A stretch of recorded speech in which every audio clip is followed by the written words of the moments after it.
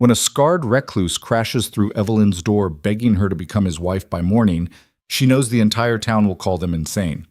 But the child arriving on tomorrow's train doesn't need sanity. She needs a home. One impossible question will bind two broken strangers together against a world that wants them to fail. This is their story. If you're watching from anywhere in the world, drop your city in the comments. I want to see how far this story travels. Hit that like button and let's begin. The door slammed open hard enough to rattle every jar on Evelyn Mercer's shelves. She didn't scream. Women who ran general stores in mountain towns learned early that screaming solved nothing, but her hand went to the rifle beneath the counter anyway, fingers finding the worn stock before her brain caught up with her eyes. The man filling her doorway wasn't there to rob her. He was there to break. Boone Whitaker stood 6'4" in boots that tracked half the mountain onto her clean floor, shoulders broad enough to block the afternoon light, face carved from the same unforgiving stone as the peaks outside. Evelyn had seen him maybe twice a year for the past decade, always alone, always silent, trading furs for supplies with the kind of efficiency that made clear he wanted nothing to do with Black Hollow Ridge or anyone in it. The townspeople called him a ghost. Some called him worse. But Ghost didn't shake like this. Ghost didn't have eyes that looked like they'd forgotten how to blink. "I need your help." His voice came out rough, like he'd spent the whole ride down rehearsing those 4 words, and they still came out wrong. Evelyn's hand stayed on the rifle. "Store's open. Help yourself." Not that kind of help. Something in his tone made her skin prickle. She'd learned to read desperation in her years behind this counter. Saw it in the miners who'd gambled away their wages, the widows stretching pennies until they screamed, the men who bought rope with eyes that wouldn't meet hers. But this was different. This was a man standing at the edge of a cliff he couldn't see the bottom of. Then what kind? She kept her voice level, steady. The same voice she'd used to talk down Jimmy Thatcher when he came in drunk and grieving last winter. Boone's jaw worked like he was chewing glass, the kind that needs a closed door. Every instinct Evelyn had developed over 37 years of surviving this world told her to refuse. Told her that whatever came next would be the kind of trouble that didn't wash out. But something else, something deeper and more dangerous, recognized the look in his eyes. She'd worn that same look once. "Door's got a lock," she said quietly. He moved fast for a big man, turning to shoot the bolt home before she could change her mind. When he faced her again, she saw the desperation had company. Fear, shame, something that might have been hope if hope hadn't learned better. "There's a child coming on tomorrow's train," he said. "My daughter." Evelyn's hand fell away from the rifle. "You don't have a daughter." "I do. 7 years old, never met her." The words came faster now, like a dam breaking. "Her mother died 3 weeks ago, scarlet fever. The girl's been in temporary care in Denver, but they're sending her here because I'm—" His throat worked. "I'm all she's got." "Then what?" "They won't let me keep her." The admission came out strangled. "County says I'm not fit. No proper home, no wife, just a drunk who lives alone in the mountains." He wasn't drunk now. Stone sober and shaking with it. "They're sending a caseworker on the same train. If I can't prove I've got a stable household by the time they arrive, they're taking Clara straight to the orphanage in Colorado Springs." Clara. He'd said the name so carefully, like it might break in his mouth. Evelyn's stomach dropped as she started to understand. "How long have you known?" "Got the telegram 5 weeks ago." "And you waited until now to— Oh?" "I've been building." The words came out defensive, angry, but the anger was aimed inward. "Fixed up the cabin. Made it proper. Built her a bed, painted the walls, put in glass windows so she wouldn't freeze. I thought if I could just make it right, make it good enough—" He stopped. Started again. "But it's not about the cabin. They want a family. A mother." The silence that followed was so complete Evelyn could hear the wind outside testing the windows. "You need to leave," she said. "I know how it sounds. I said leave." Her voice didn't rise. Didn't need to. "Right now." Boone didn't move. "There's nobody else. That's not my problem. She's 7 years old." Something cracked in his voice. "Same age as—" He stopped himself, but too late. His eyes had already gone to the small portrait on the shelf behind her, the one she thought she'd hidden well enough that nobody looked at anymore. Evelyn's blood went cold. Don't. I'm not trying to. He dragged a hand through the hair that hadn't seen a comb in days. I know what people say about me. Know what I am. But that little girl didn't ask for this. Didn't ask for a father who ran away before she was born, or a mother who died before she could. His voice failed him completely. So you want me to lie? Evelyn heard herself say it like she was standing outside her own body. Pretend to be married, pretend to be her mother, pretend we're something we're not so you can keep a child you've never even met. Yes. No hesitation, no shame left to spend on pride. That's insane, I know. The whole town would. Oh, I know. He took a step closer, and Evelyn saw he was holding something.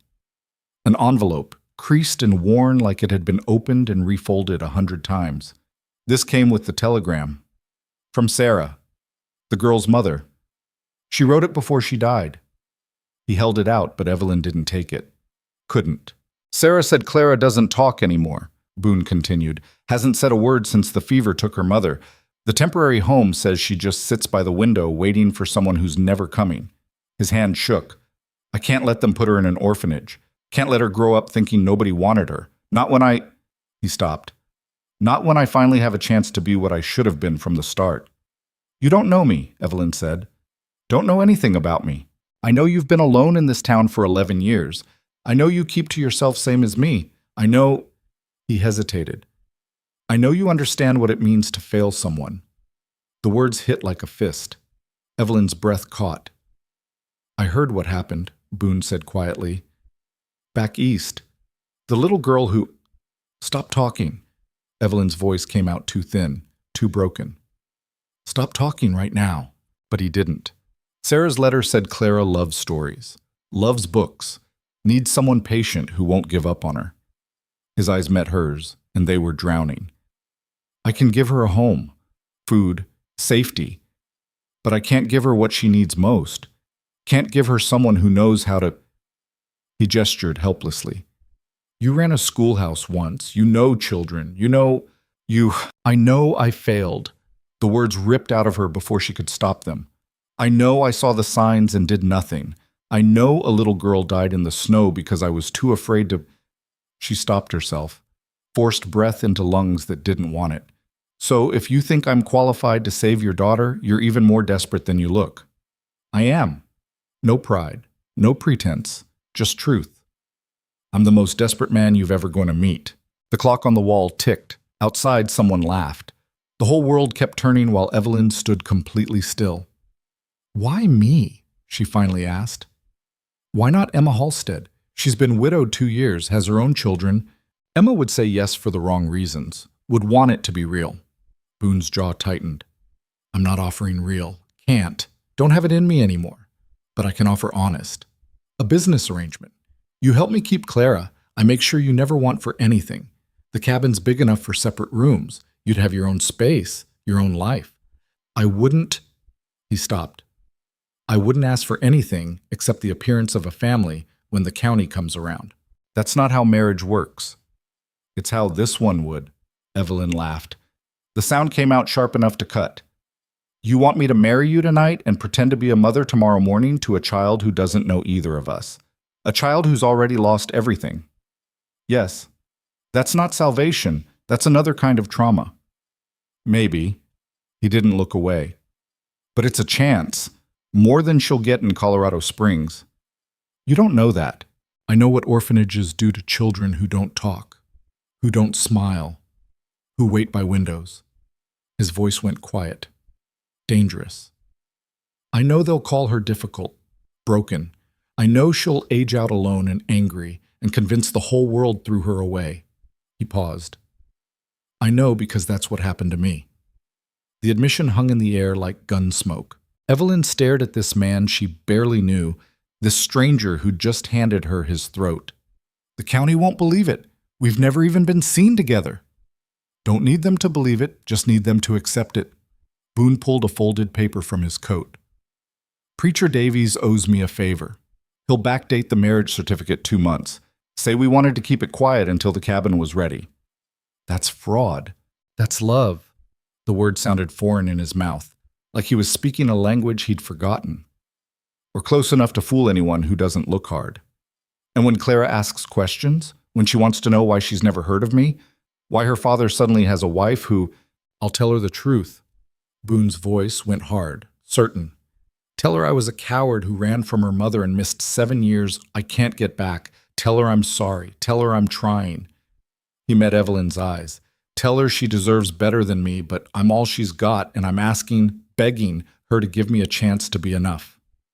Something in Evelyn's chest cracked. She recognized that speech, had given herself a version of it every morning for the past 11 years. I can't do this, she whispered. Yes, you can. You don't understand what you're asking. I'm asking you to save a child. Boone's voice dropped. Same child you couldn't save before. Different name, different face. Same chance to do what you wish you'd done then. Evelyn's hand flew before she thought. The slap cracked across his face, hard enough to snap his head sideways. Her palms stung, his cheek bloomed red. He didn't move, did not touch the mark, just looked at her with eyes that said he'd expected worse. Get out, she breathed. Can't. He straightened slowly. Not until you answer. I already did. No, you told me you can't. That's not the same as won't. He paused. And you haven't asked me to leave again. He was right. She should be screaming for help, should be running him off with the rifle she'd forgotten she was holding, should be doing anything except standing here feeling like she was drowning in the middle of her own store. Instead, she heard herself ask, what kind of home does your daughter deserve? Boone went still. The question had clearly gutted him. Better than anything I can build, he said, finally. Better than I am. Better than... He stopped, started again, quieter. She deserves a place where she feels safe, where someone notices when she's scared, where she can be angry and sad and broken, and nobody makes her feel wrong for it. His voice cracked. She deserves someone who won't leave. You left her mother. I know. Left your daughter before she was born. I know. So why should I believe you won't leave again the second this gets hard? Boone reached into his coat and pulled out another envelope. This one newer, unopened. This came yesterday. From Sarah's sister. Says Clara's been asking about me. Wants to know if I'm real or just someone her mother made up to make her feel less alone. He held the letter like it weighed 100 pounds. I spent 7 years being a ghost to that little girl. I can't... His voice broke completely. I can't be that anymore. Evelyn took the letter with numb fingers. Opened it because she couldn't seem to stop herself. Mr. Whitaker, your daughter asked me today if you were real. She wanted to know if you had hands like hers, if you were tall, if you ever thought about her. I told her you were real. I couldn't tell her the rest. She hasn't cried since Sarah died. The doctor says she's in shock. But today she asked about you, and I saw something in her eyes I haven't seen in weeks. Hope.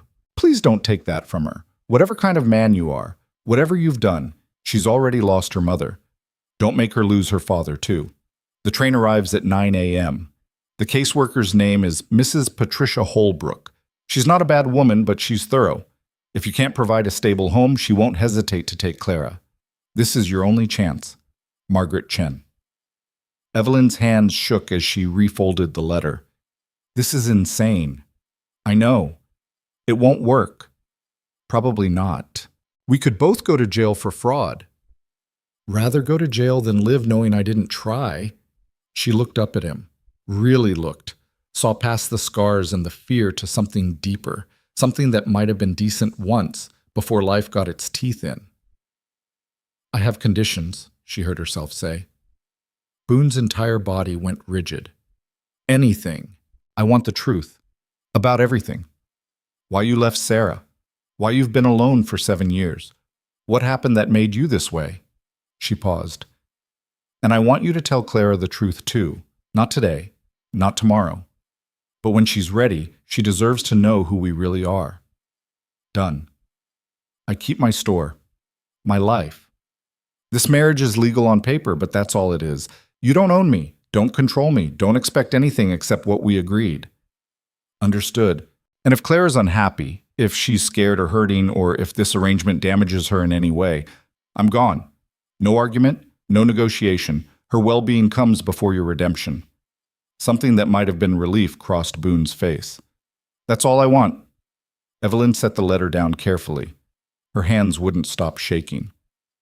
The preacher will need to see us tonight. We'll need witnesses who won't ask questions. He and his wife know. They're waiting. Of course they are. She laughed again, sharper this time. How long have you been planning this? 3 weeks. Boone pulled out a small velvet box, opened it to reveal 2 plain gold bands that looked like they'd been sized for her finger. I know this isn't... I know you deserve better than... Stop. Evelyn took the box. The rings were simple, honest, exactly what this arrangement was. We should go before I change my mind. Evelyn, she held up a hand. Don't thank me. Don't apologize. Don't make this into something it's not. Her voice steadied. We're doing this for Clara, only for Clara. The second you forget that is the second this ends. I won't forget. See that you don't. She grabbed her coat from the hook, fingers clumsy on the buttons. And Boone? When your daughter asks why you married me, don't lie. Don't make it romantic. Tell her we're both broken people trying to do one decent thing. She met his eyes. She'll respect the truth more than a fairy tale. Yes, ma'am. The formality almost made her laugh. Here they were about to commit fraud, about to lie to the government and possibly traumatize a child, and he was calling her ma'am like they were discussing the weather.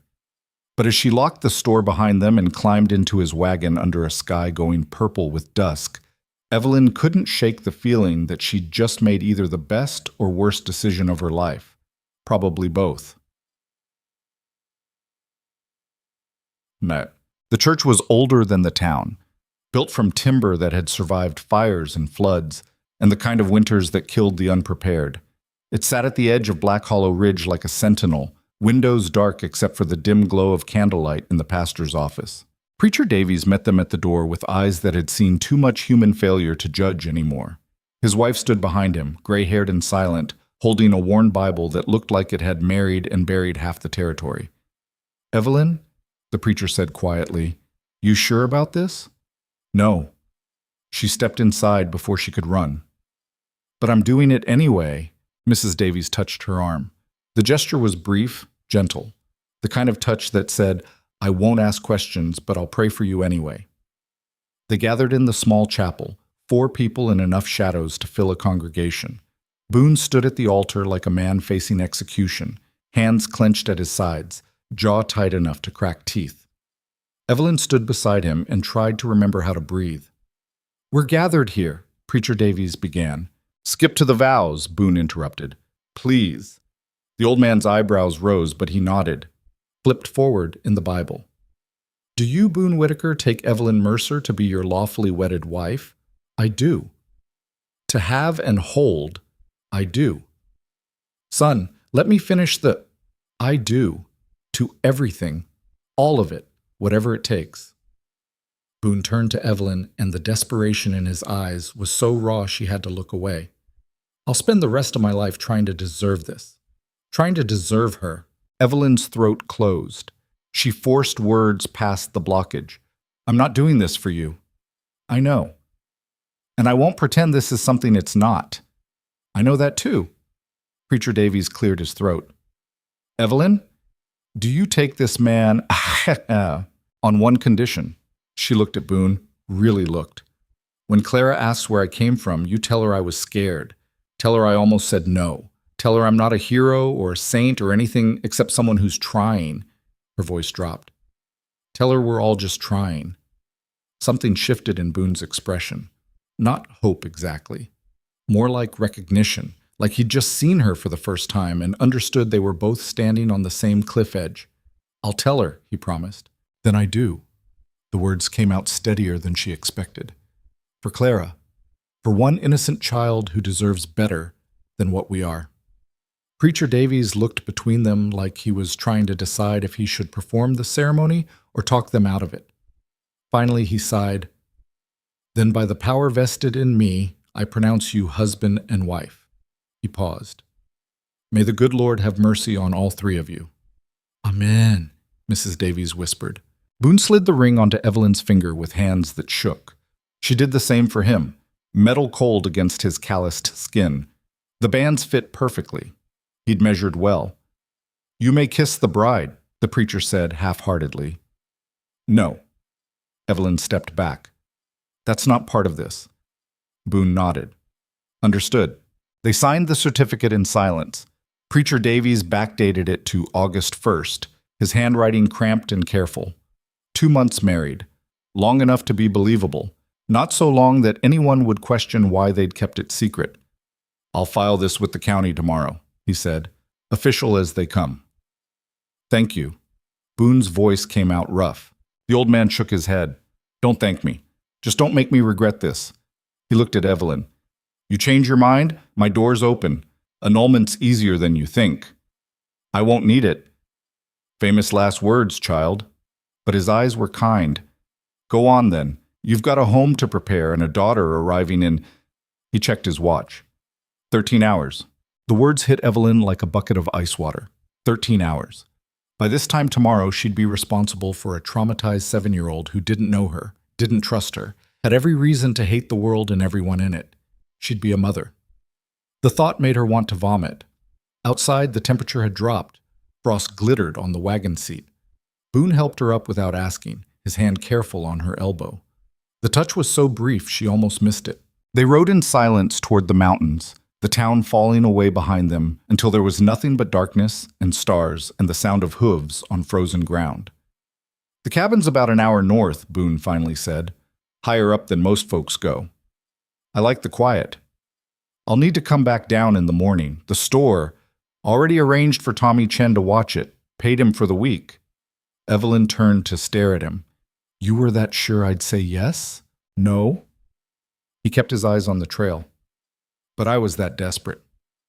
What if I'd refused? His jaw tightened. Then I'd have shown up at the train station alone and watched them take her anyway. The honesty was brutal. Evelyn didn't know whether to respect it or hate him for it. Tell me about Sarah, she said instead. Boone's hands tightened on the reins. We met in Denver. I was working the mines, making decent money for once in my life. She was a seamstress, gentle, kind, believed I was better than I was. He paused. I believed it too for a while. What happened? Cave in. Killed 3 men. I got out, but... He gestured vaguely at his face, the scars she'd been trying not to stare at. Wasn't pretty after, couldn't work, couldn't provide. Started drinking to forget, and just kept going until there was nothing left but the bottle and the shame. And Sarah? Was pregnant. Told me right before He stopped. I left. Told myself she'd be better off without me. That the baby deserved a father who wasn't broken. His voice went hard. Took me 7 years to realize I just made the breaking worse. Evelyn absorbed this in silence. She didn't tell Clara about you. She did. Just not the bad parts. Boone's throat worked. Margaret's letter said Sarah told Clara her daddy was strong and brave and loved her very much, but had to go away for a while. He laughed bitterly. Strong, brave. I ran like a coward, and she still gave me grace I didn't earn. So why come back now? Because running out of chances. He met her eyes briefly. Because I'm 36 years old and dying alone in the mountains sounded fine until I realized I'd be leaving a daughter who thought I was a fairy tale. His voice cracked. Because Sarah deserved better and Clara deserves better, and maybe, just maybe, I can still do one thing right before it's too late. The wagon crested a ridge and Evelyn saw it. The cabin sat in a small clearing surrounded by pines that stood like frozen soldiers. Smoke rose from the chimney. Light glowed in the windows. It looked like something out of a storybook, the kind of place where happy endings lived. Except this wasn't a happy ending. This was a desperate beginning held together by lies and hope, and 2 broken people who didn't know each other well enough to trust, but were doing it anyway. Boone pulled the wagon to a stop. I know it's not much. It's beautiful. Evelyn meant it. The cabin was rough but solid, built with care and attention to detail. No shortcuts, no half measures, the work of a man who'd been trying to build something worth keeping. He helped her down without meeting her eyes. Your room's on the left. Clara's is on the right. I'll take the loft. He paused. There's food, firewood, everything you should need. If something's missing... Boone. He stopped. Let me see her room. He led her inside. The cabin was warm, clean, smelling of pine and wood smoke. The main room held a table, chairs, a stone fireplace big enough to heat the whole space. Stairs led to the loft. 2 doors flanked the main room. Boone opened the one on the right. Evelyn's breath caught. The room was small but perfect. A bed with a patchwork quilt, shelves waiting for books, a small desk under the window. Carved animals lined the walls, horses and rabbits and birds, each one more detailed than the last. A rocking chair sat in the corner, sized for a child. But what broke her was the lamp. A small oil lamp painted with stars, sitting on the bedside table, already lit, waiting. "Thought she might be scared of the dark," Boone said quietly. "After everything." Evelyn touched the lamp with shaking fingers. "You built this." "Most of it. Traded for the quilt and the desk. But the carvings," he gestured awkwardly. "Had a lot of time alone. Needed something to do with my hands." She picked up one of the rabbits. The detail was extraordinary. You could see individual whiskers, the texture of fur.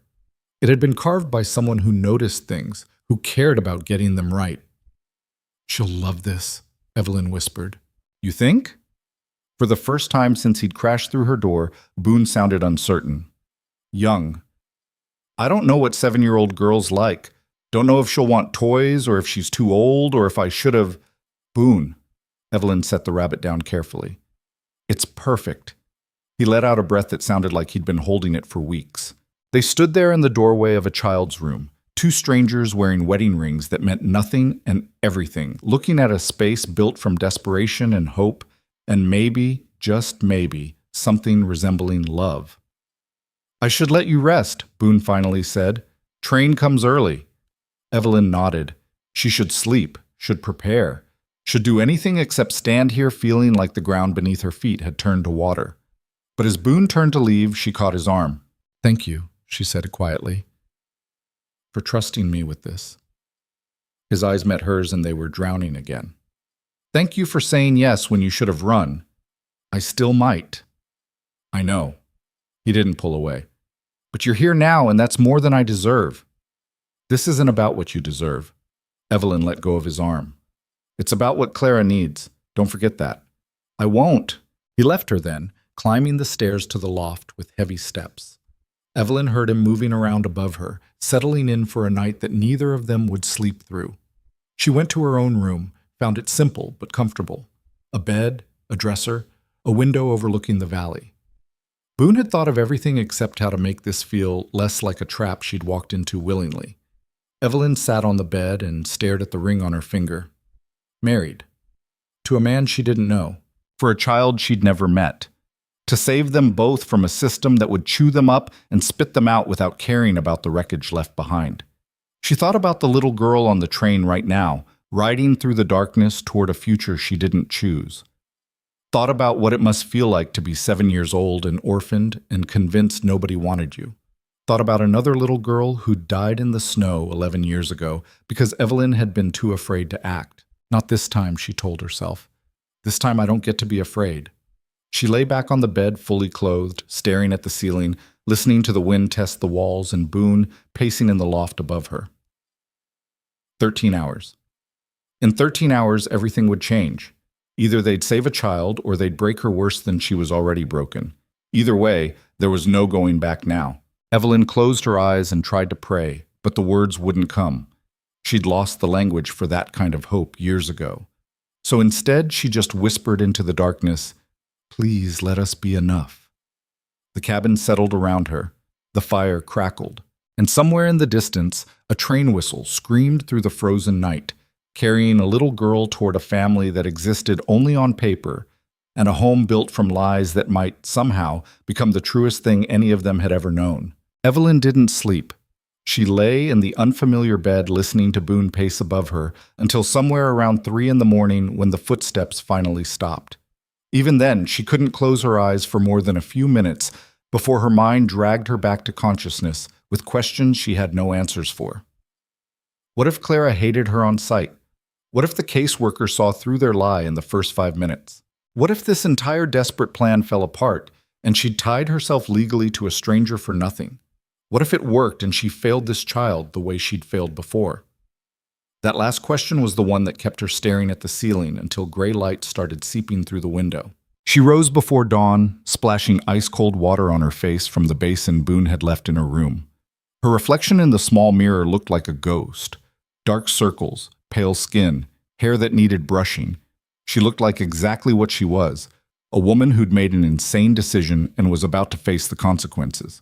When she emerged from her room, Boone was already at the stove, frying eggs with the kind of focused intensity most people reserved for surgery. He'd changed into clean clothes, shaved. His hands shook slightly as he worked the spatula. "Coffee's ready?" he said without looking up. Evelyn poured herself a cup and nearly burned her tongue on the first sip. It was strong enough to strip paint. "When do we need to leave?" "Train arrives at 9. It's a 2-hour ride down." He glanced at the window where dawn was just starting to break. "Should head out by 6:30 to be safe." "An hour and a half." Evelyn's stomach turned over. Boone slid eggs onto 2 plates. They sat at the table in silence, both of them pushing food around more than eating it. The only sound was the scrape of forks on ceramic and the pop of the fire. "I don't know what to say to her," Boone finally admitted. His voice came out rough, raw. "Been rehearsing it all night and everything sounds wrong." "Then don't rehearse." Evelyn set down her fork. Children can smell dishonesty from a mile away, especially traumatized ones. "So I just..." "What? Tell her the truth? That I'm a coward who abandoned her mother, and I'm only here now because Sarah died?" "Yes." Evelyn met his eyes. "Exactly that. But you also tell her you're sorry, that you were wrong, that you want to do better." She paused. "And then you show her the room you built and let her decide if you mean it." Boone absorbed this like he was memorizing gospel. "What about you? What are you going to tell her?" "That I'm scared, that I don't know what I'm doing, that I'm going to make mistakes." Evelyn's throat tightened.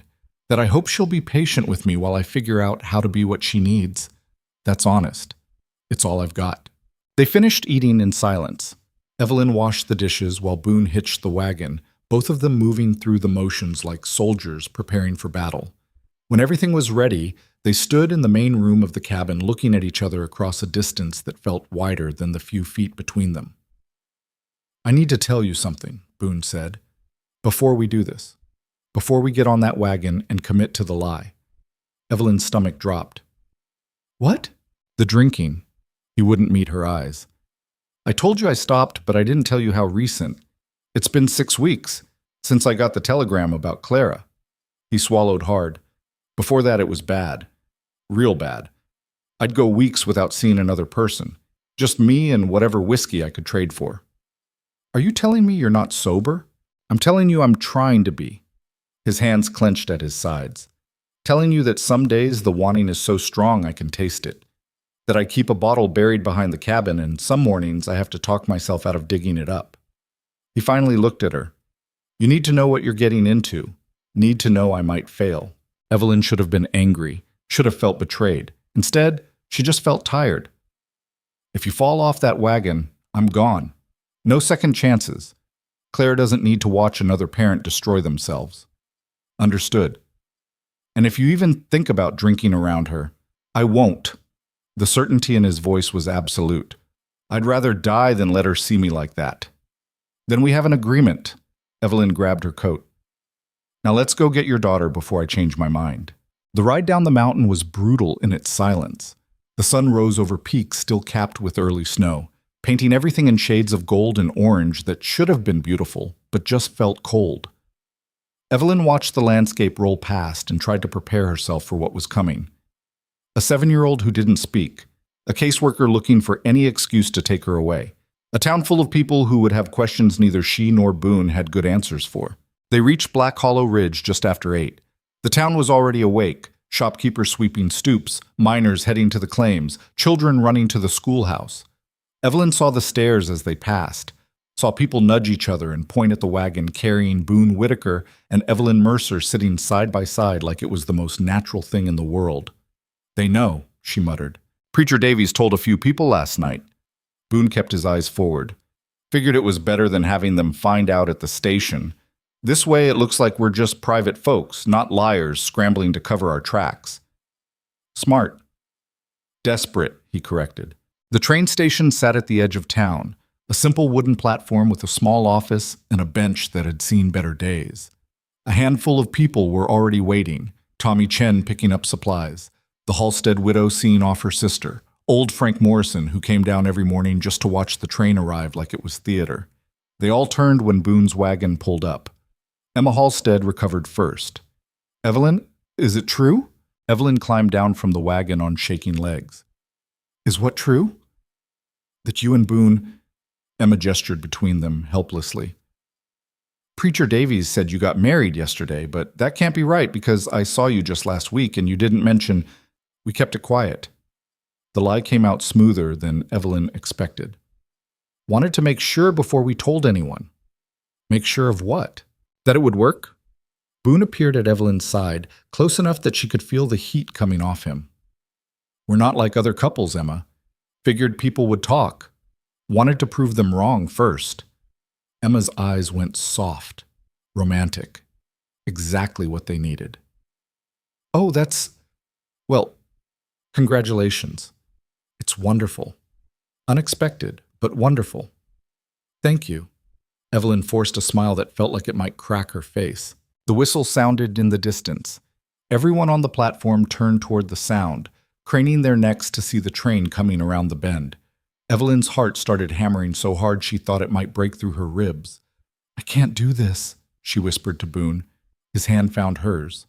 The touch was brief, steady. "Yes, you can." The train pulled into the station with a screech of brakes and a blast of steam. Doors opened. Passengers started emerging. Miners coming back from Denver, a family moving west, a salesman carrying sample cases. And then Evelyn saw her, a tiny figure in black standing at the top of the stairs, like she wasn't sure whether to come down or run back inside. Dark hair pulled into braids that were starting to come loose, eyes that looked too old for her face, hands gripping a small carpet bag like it was the only solid thing in the world. Clara.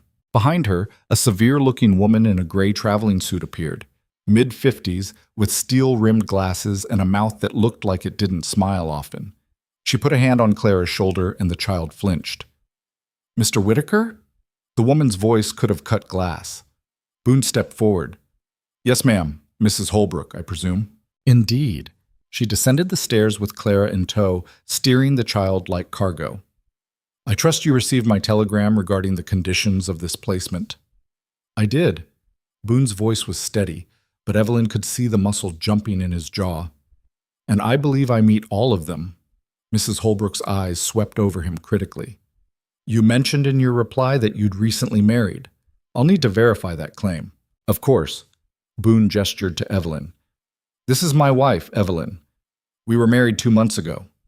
The caseworker's eyebrows rose. 2 months and no one in town knew about it?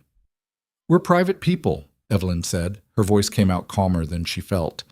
"And we wanted to make sure the marriage was solid before involving a child." "Sensible." Mrs. Holbrook's expression didn't soften. "Though I'll need to see the marriage certificate." Boone produced the document from his coat.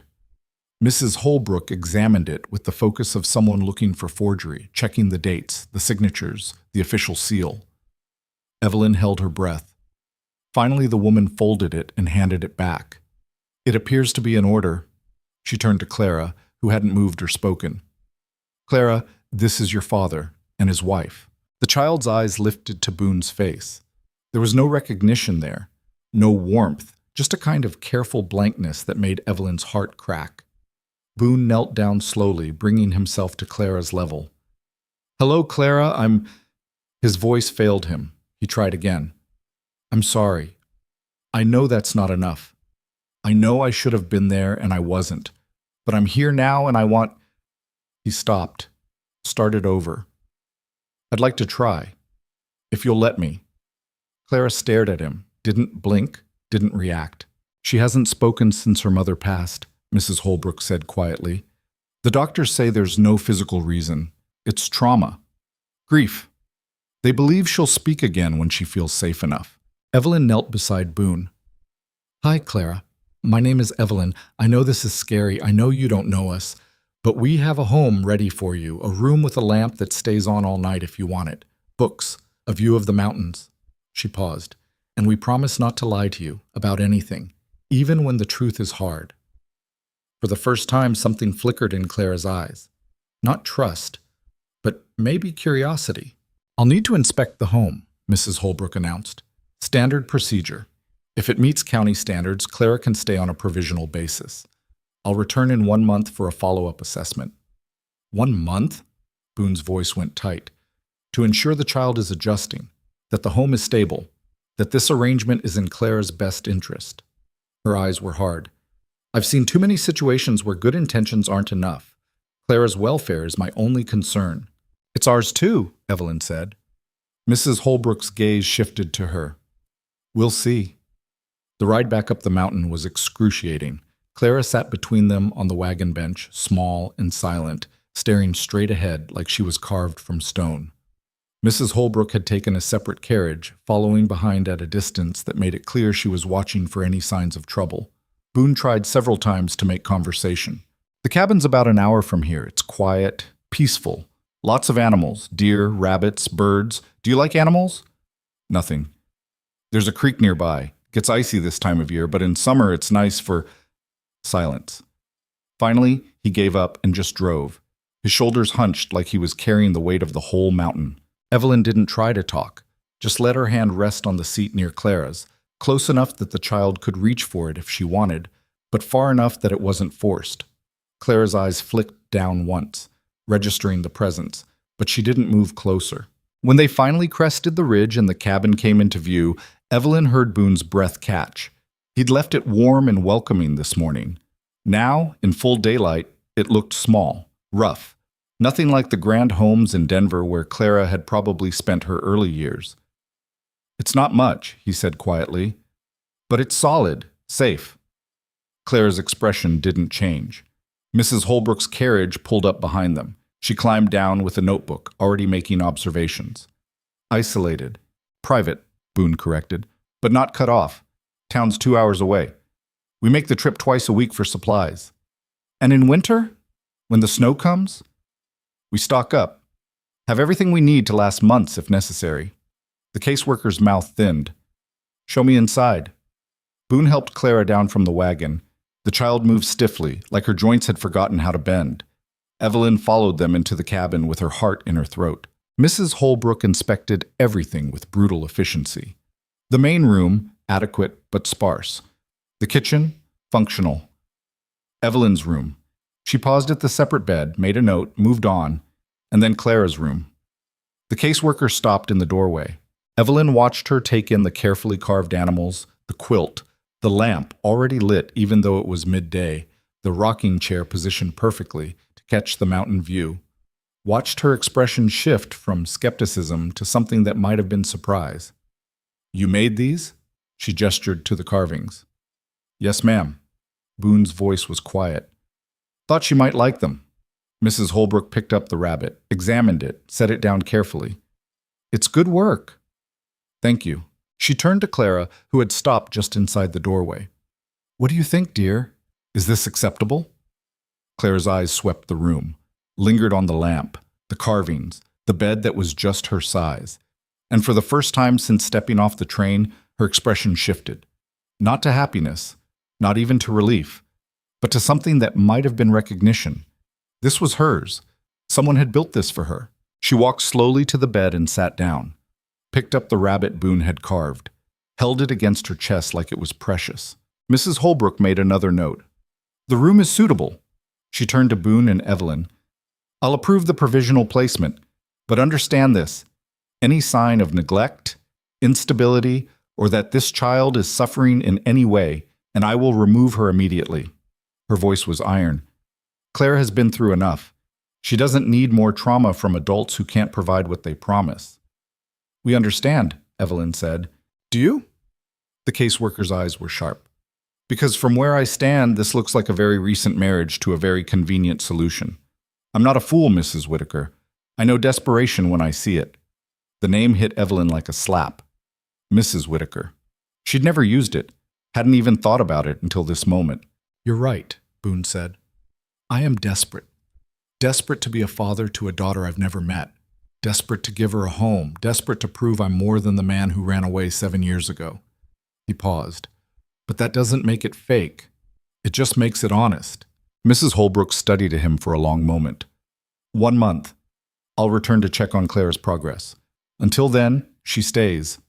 She looked at Clara. If you need anything, dear, anything at all, you tell someone in town and they'll contact me.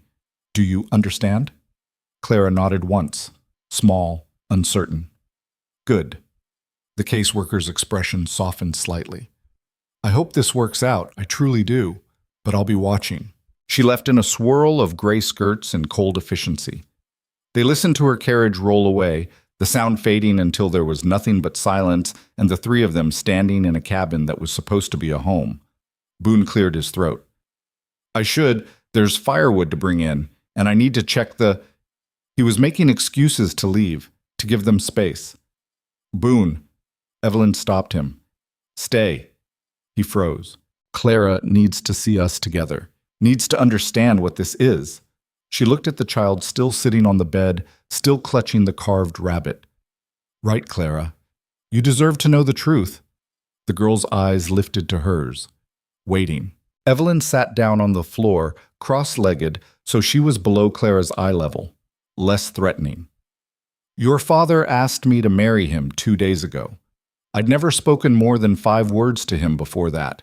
We're not in love, we're not pretending to be a perfect family, but we both want the same thing, to keep you safe, to give you a home, to make sure you don't end up somewhere you don't want to be. Clara's expression didn't change, but her grip on the rabbit tightened. I'm not your mother, Evelyn continued. I'll never try to replace her, but I promise to take care of you the best I can, and when I mess up, because I will mess up, I promise to apologize and try to do better. She paused. Is that okay? Clara looked at her for a long moment. Then, slowly, she nodded. It wasn't much, but it was something. Boone knelt down too, his movements careful.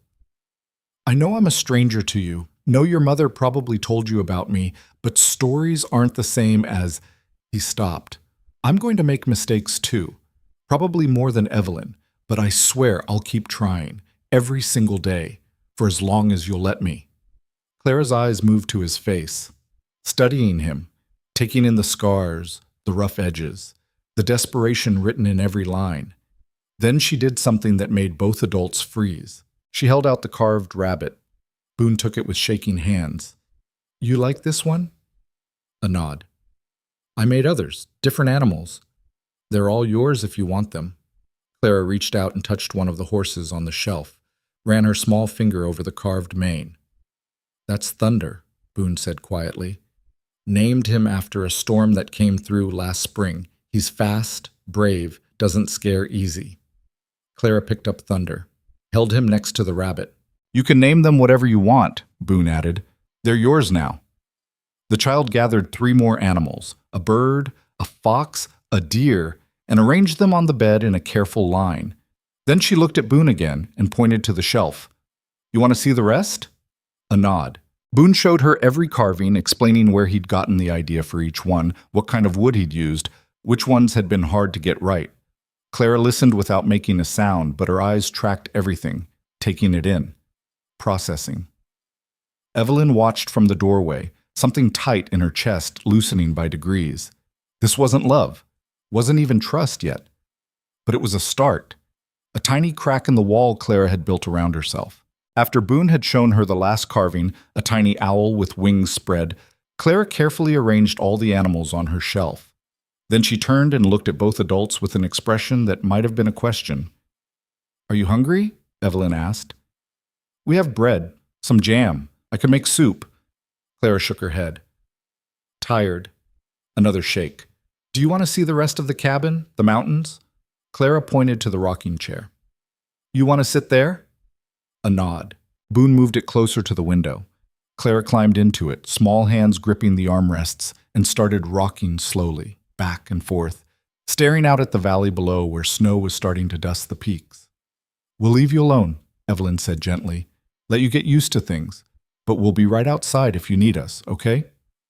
Clara didn't respond, just kept rocking, eyes fixed on something far away. In the main room, Evelyn and Boone stood awkwardly, not sure what came next. That went better than I expected, Boone finally said. She's in shock. Evelyn kept her voice low. Processing. Give her a few days and the real reaction will hit. What kind of reaction? Anger, grief, fear, all of it. Evelyn moved to the stove, needing something to do with her hands. She's been holding it together for weeks. Sooner or later, she'll break. And when she does, we let her. Evelyn started pulling out ingredients for soup. We let her scream and cry and rage at how unfair everything is. And we don't try to fix it or make it better. We just stay. Boone absorbed this. You've done this before. I've seen it before. Evelyn's hand stilled on the knife. The little girl I told you about, the one who died, she held everything in too, right up until the end. I thought she was coping, thought she was okay. Her voice went hollow. I was wrong. This is different. Is it? Evelyn looked at him. We're lying to everyone, using a traumatized child to legitimize a marriage that exists on paper only. Tell me how that's different from all the other adults who've failed her. Because we're not going to fail her. Boone's voice was hard. I won't let us. You can't promise that. Watch me. They stared at each other across the small kitchen, two people bound together by desperation and fear, and something that might become purpose if they could just hold on long enough. A small sound from Claire's room made them both turn. Not a cry, not a word, just a quiet whimper that cut deeper than screaming. Evelyn moved before thinking, crossing to the doorway. Clara was still in the rocking chair, but she'd curled into herself, arms wrapped tight around her knees, face buried. Her shoulders shook with silent sobs. Can I come in? Evelyn asked softly. No response. But Clara didn't shake her head either. Evelyn entered slowly and sat on the floor near the chair. Not touching, not crowding, just present. It's okay to cry. It's okay to be sad and angry and scared. The sobs got harder. Boone appeared in the doorway, but Evelyn held up a hand. Not yet. This moment was fragile. Too many people would shatter it. Your mother loved you very much, Evelyn continued. I never met her, but I know that's true, because she made sure you'd be taken care of, made sure you wouldn't be alone. She paused. It's okay to miss her. It's okay to wish she was here instead of us. Clara's head lifted slightly. Her face was blotchy, wet with tears, eyes red and swollen.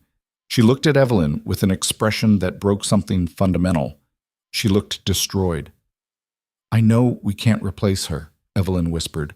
We're not trying to, but we can be here. We can make sure you're safe and fed and warm.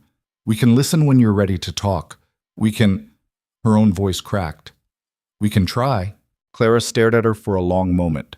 Then, slowly, she uncurled from the chair and climbed down. Walked 3 steps, stopped directly in front of Evelyn, and fell into her arms. The child's weight was nothing. She was all bones and grief and 7 years of life that had already taught her too much about loss. She buried her face in Evelyn's shoulder and sobbed like the world was ending. Maybe it was. Maybe her world had ended 3 weeks ago when her mother died, and this was just the aftershock. Evelyn held her and rocked her and let her cry until there was nothing left but hiccups and exhaustion. Boone watched from the doorway with an expression like someone had reached into his chest and rearranged everything.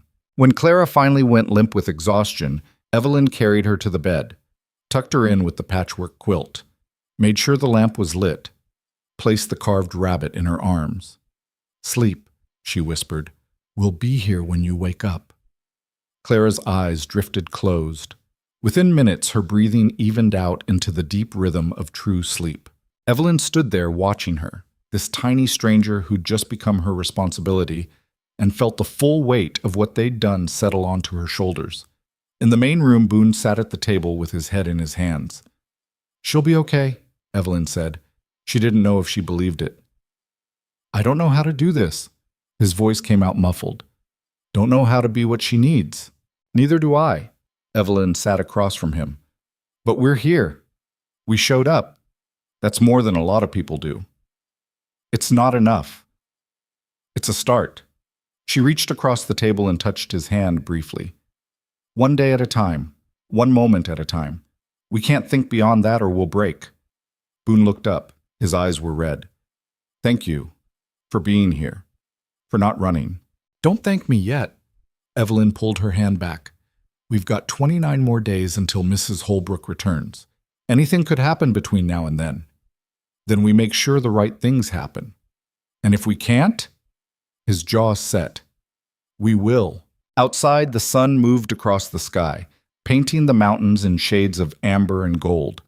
Inside the cabin, two adults tried to figure out how to become parents to a child who didn't want them, and a little girl slept clutching a wooden rabbit carved by the father she'd never known. It wasn't a family yet, but it was three broken people under the same roof, and for now, that would have to be enough. The first week was a war fought in silence. Clara barely ate, picked at her food like every bite was a negotiation she wasn't sure she wanted to win. She slept fitfully, waking with gasps that never became screams, staring at the lamp like it was the only thing keeping the dark from swallowing her whole. And she didn't speak. Not a word. Not even a whisper. Evelyn had expected this, had braced for it, but knowing something was coming didn't make living through it any easier. She tried everything she could think of. Read stories aloud while Clara sat motionless on her bed, left books on the table hoping the child would pick them up, made Clara's favorite foods based on notes from Sarah's sister, apple pie, honey bread, roasted chicken, only to watch them go cold and untouched. Boone wasn't any better at it. He'd try to engage Clara in the evenings, showing her how to whittle, how to identify animal tracks in the snow, how to predict weather from the color of the sky. Clara would watch with those two old eyes, and then turn away like none of it mattered. "She hates us," Boone said on the fifth night. They were washing dishes while Clara sat by the fire, staring at nothing. "Hates me anyway." "She doesn't hate you." Evelyn scrubbed a pot harder than necessary. "She doesn't know you well enough to hate you." "That's worse."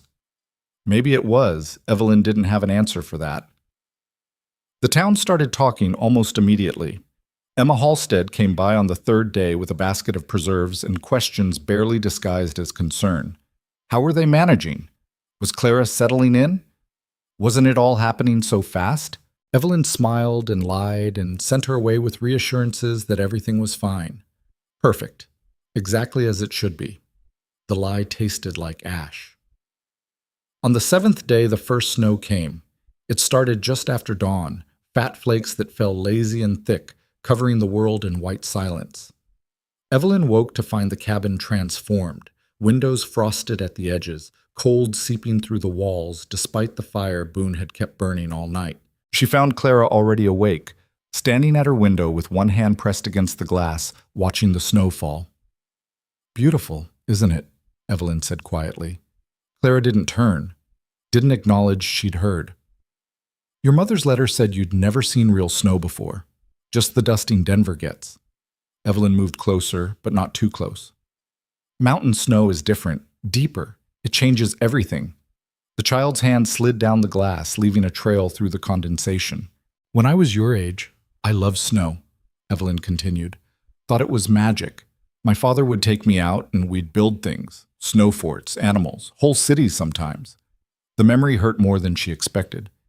"He died when I was 9. After that, snow just reminded me of everything I'd lost." Clara's shoulders tensed. "But then I got older and I realized something. Snow doesn't care about our grief. It falls anyway, covers everything, the good memories and the bad ones, and makes the world new again." Evelyn paused. "Maybe that's not magic, but it's something." Clara turned slightly, not enough to look at Evelyn, but enough to show she was listening. "If you want to go out in it, we can," Evelyn offered. "Bundle up, make tracks. See what the world looks like when everything's quiet." For a long moment, Clara didn't move. Then slowly, she nodded. They dressed in layers, wool stockings, heavy coats, mittens that were too big for Clara's small hands. Boone watched from the loft, confused, but Evelyn shook her head. Not yet. This moment needed to be just the two of them. Outside, the world had gone silent. Snow muffled everything, the wind, the creek, even their footsteps. Clara stopped on the porch, eyes wide, breath coming out in clouds. "Cold?" Evelyn asked. A shake of the head. They walked slowly into the clearing. The snow was already ankle-deep and still falling. Clara's tracks were tiny next to Evelyn's, perfect little boot prints that disappeared behind them as fast as they were made. Evelyn knelt and scooped up a handful of snow, packed it gently. "Want to try?" Clara hesitated, then reached out. Her mittened hands were clumsy but determined. She made a small snowball, imperfect and lopsided, and held it up like a prize. "Good," Evelyn said. "Now you can throw it or keep it or do whatever you want with it. Your choice." Clara looked at the snowball, at Evelyn, at the vast white expanse around them. And then she did something Evelyn hadn't expected. She smiled. It was small, fragile, gone almost as soon as it appeared.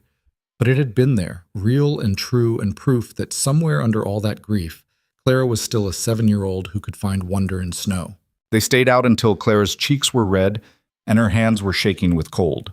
When they came back inside, Boone had hot chocolate waiting, too sweet, too thick, made by someone who'd clearly never done this before. But Clara drank it anyway, holding the mug with both hands, steam rising into her face. "Good?" Boone asked. Clara nodded. Then, very deliberately, she set the mug down and picked up one of the carved animals from the shelf. The fox. She carried it to the table and placed it directly in front of Boone. He stared at it like it might bite. "You want me to—" "What?" Clara pointed to the fox, then to Boone's whittling knife, then back to the fox. "You want to see me make another one?" A nod. Boone's hands shook as he picked up a piece of scrap wood. I don't usually do this with an audience." But Clara pulled up a chair and sat down, watching with an intensity that made it clear she wasn't going anywhere. So Boone carved.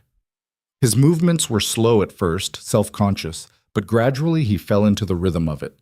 The knife moved with practiced ease, peeling away layers, finding the shape hidden inside. Clara watched every cut, every stroke, leaning forward when he did something complicated, sitting back when he paused to check his work. Evelyn watched them both from the kitchen and felt something shift in her chest. This wasn't bonding, wasn't even close to normal, but it was connection. Fragile and uncertain, but real. An hour later, Boone held up a rough shape, the beginnings of a deer, antlers just starting to emerge. Clara reached for it carefully, ran her fingers over the unfinished edges. Then she looked up at Boone and her expression asked a question she couldn't voice. "It's for you," he said quietly.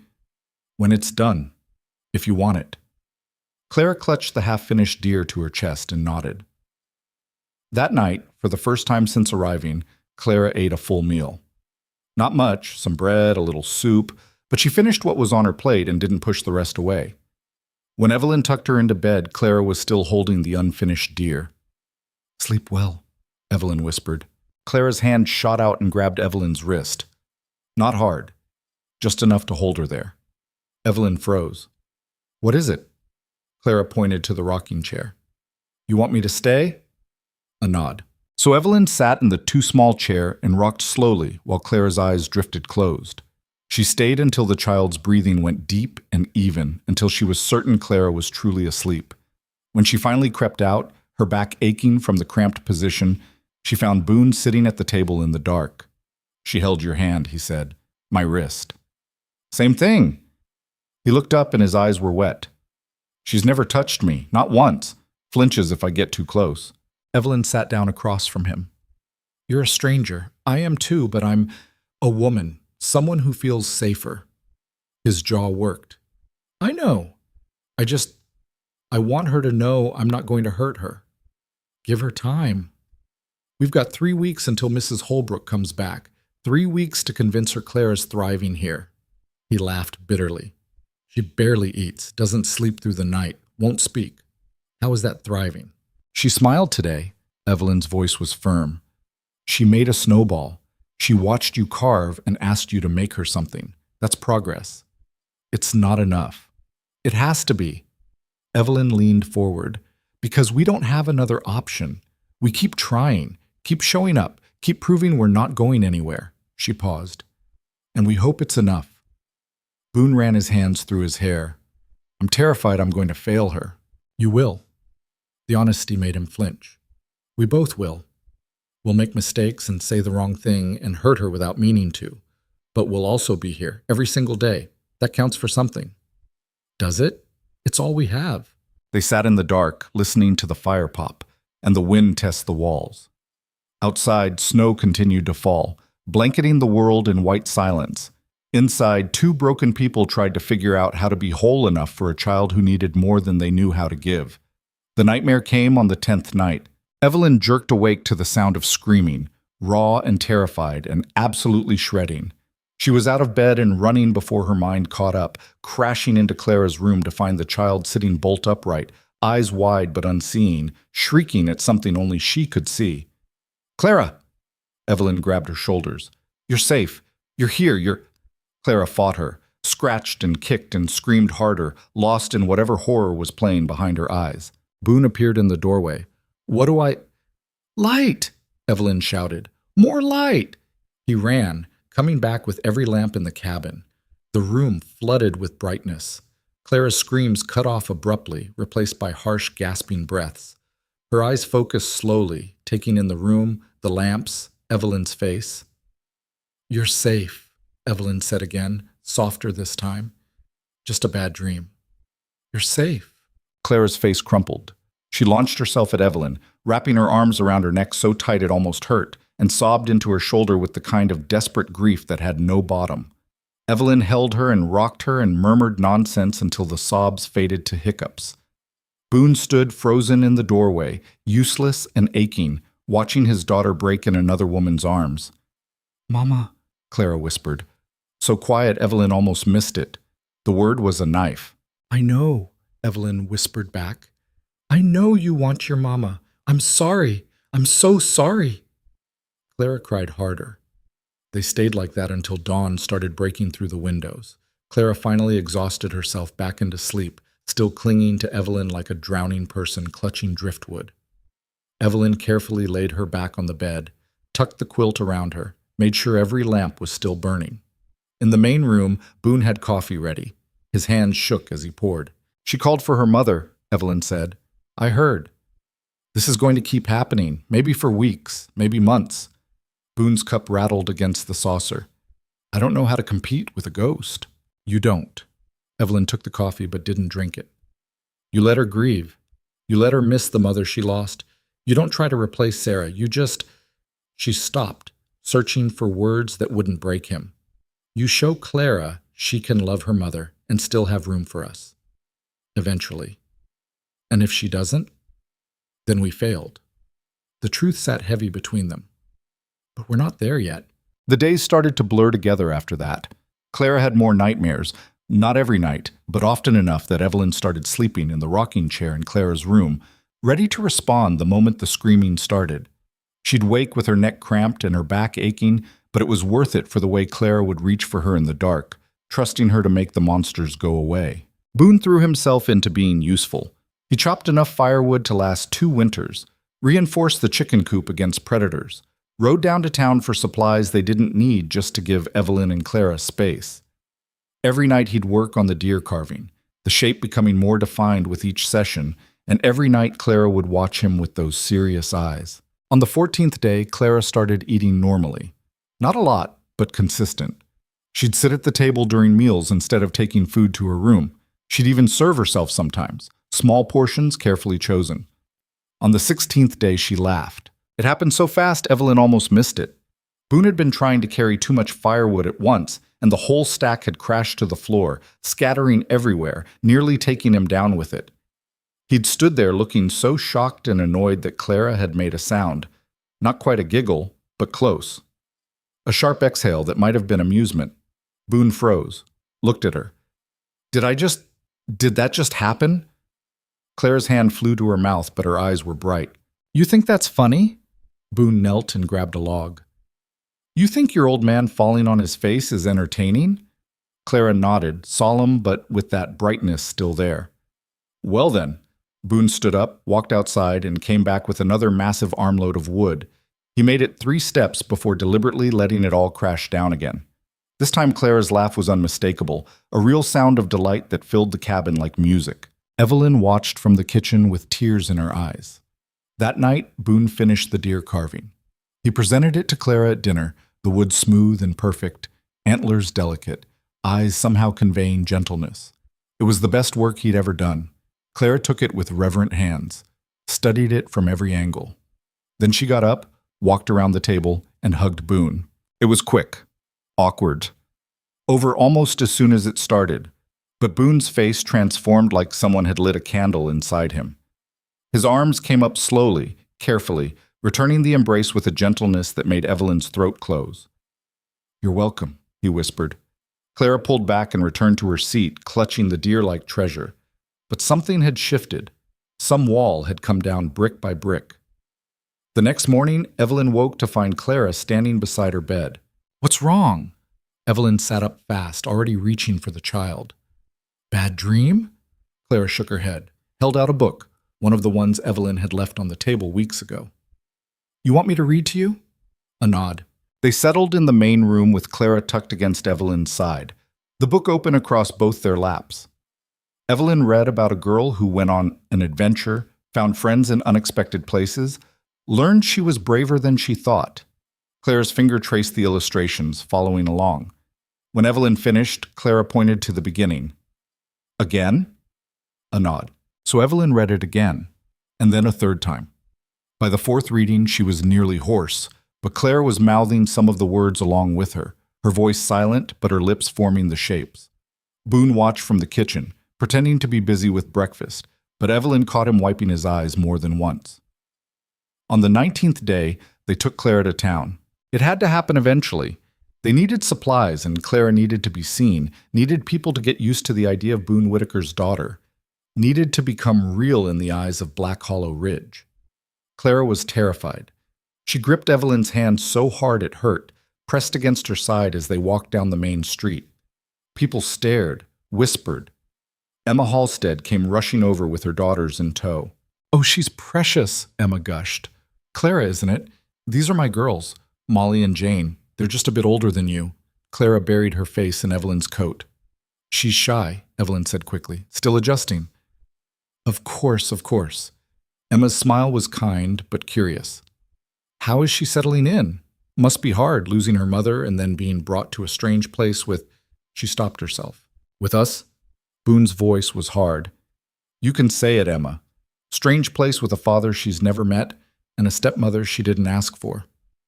"I didn't mean—" "Yes, you did." But there was no anger in his voice, just tired honesty. "And you're right.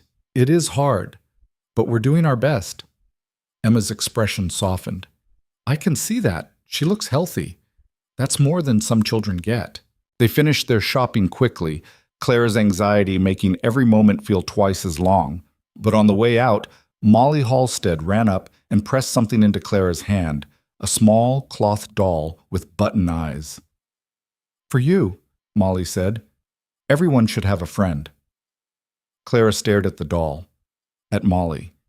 Then very quietly she whispered, "Thank you." The words were so soft that Evelyn almost convinced herself she'd imagined them. But Molly's face lit up like Christmas, and Clara's fingers were gentle on the doll, and Boone had stopped breathing entirely. In the wagon on the way home, none of them mentioned it. But Clara held the doll the entire ride, and when Evelyn tucked her in that night, the doll was placed carefully on the pillow beside the wooden deer. Progress was being made. Slowly. Painfully. But real. On the 23rd day, disaster struck. It started with the weather. The temperature dropped viciously overnight, the kind of cold that made metal brittle and wood crack. Evelyn woke to Boone cursing in the main room. "What's wrong?" "Clara's sick." His face was gray. "Fever. Started sometime in the night." Evelyn was in Clara's room in seconds. The child was curled in a ball, shivering despite being buried under every blanket they had. Her skin was hot to the touch, her breathing shallow and fast. "How high?" Evelyn pressed her hand to Clara's forehead. "Don't know. Too high." Boone paced like a caged animal. "I've seen this before. Miners would get it. Comes on fast, burns through them. Some made it, some didn't." "Don't." Evelyn's voice cracked. "Don't say that. We need medicine. Real medicine. There's a doctor in Copper Falls, about 3 hours north if the trails are clear." "In this cold? That's suicide." So is doing nothing. Boone was already pulling on his heavy coat. "I'll ride fast. Be back before nightfall." "Boone, you'll freeze." "I'm not losing her." His voice was absolute. "Not when I just got her. Not like this." Evelyn wanted to argue, but Clara made a small sound of pain and there was no time. "Then go. Fast as you can. I'll keep her warm." He was out the door in seconds. Evelyn heard the horse being saddled, heard hoofbeats fading into the distance, and then there was just silence and a sick child burning up in her arms. She tried everything: cool cloths on Clara's forehead, water when she could get the child to drink. Stories whispered to keep her focused on something other than the fever. But Clara just got worse. Her skin went from hot to scalding. She started mumbling, words that made no sense, fragments of conversations with people who weren't there. "Mama," she whispered. "Mama, I'm cold." "I'm here," Evelyn said, even though it was a lie. "I've got you. Don't leave." Clara's eyes opened, but they didn't see Evelyn. Saw someone else. Someone gone. "Please don't leave me alone." "I won't." Evelyn's tears fell onto Clara's face. "I promise. I'm not going anywhere." The hours dragged. Evelyn lost track of time, focused only on keeping Clara breathing, keeping her temperature from climbing higher, keeping her tethered to this world, instead of slipping away to wherever her mother had gone. Outside, the wind picked up. Snow started falling again, hard and fast, the kind of storm that could bury the trails, could trap a rider in the mountains, could kill a man desperate enough to ride through it. Evelyn prayed to anything that might listen, bargained with the universe, promised things she had no right to promise if Clara would just hold on. Dusk came and went with no sign of Boone. Full dark fell, and still nothing. Clara's fever spiked higher. She started convulsing, her small body seizing in ways that made Evelyn scream for help that wouldn't come. All she could do was hold her, keep her from hurting herself, whisper promises that felt increasingly like lies. "Your father's coming," she said. "He's bringing medicine. He's not going to let you down. Just hold on. Please, Clara, please hold on." The wind howled. The fire burned low. Evelyn fed it with one hand while holding Clara with the other, terrified to let go even for a second. And then, somewhere past midnight, she heard it. Hoofbeats. The door crashed open and Boone stumbled in, covered in ice, face blue with cold, but clutching a small leather bag like it contained salvation. "Got it." His words slurred from hypothermia. "Doctor said 2 spoons every 4 hours. Start now." Evelyn grabbed the bag and pulled out a dark bottle. Her hand shook so badly she nearly dropped it, but Boone's frozen fingers steadied hers. Together they measured the dose. Together they got it down Clara's throat. The child coughed and sputtered, but swallowed. "Now we wait," Boone said. He collapsed into the rocking chair, couldn't even make it to the fire. Ice crusted his beard, his eyebrows, his coat. "Wait and see if it works." Evelyn stared at him. "You rode through that storm. Had to. You could have died. Would have been worth it."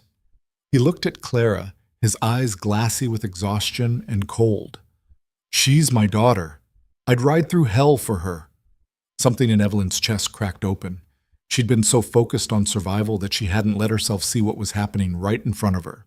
Boone wasn't pretending anymore, wasn't going through the motions for the caseworker or the town or even for his own redemption. He'd become a father, real and terrified and willing to die for a child he barely knew.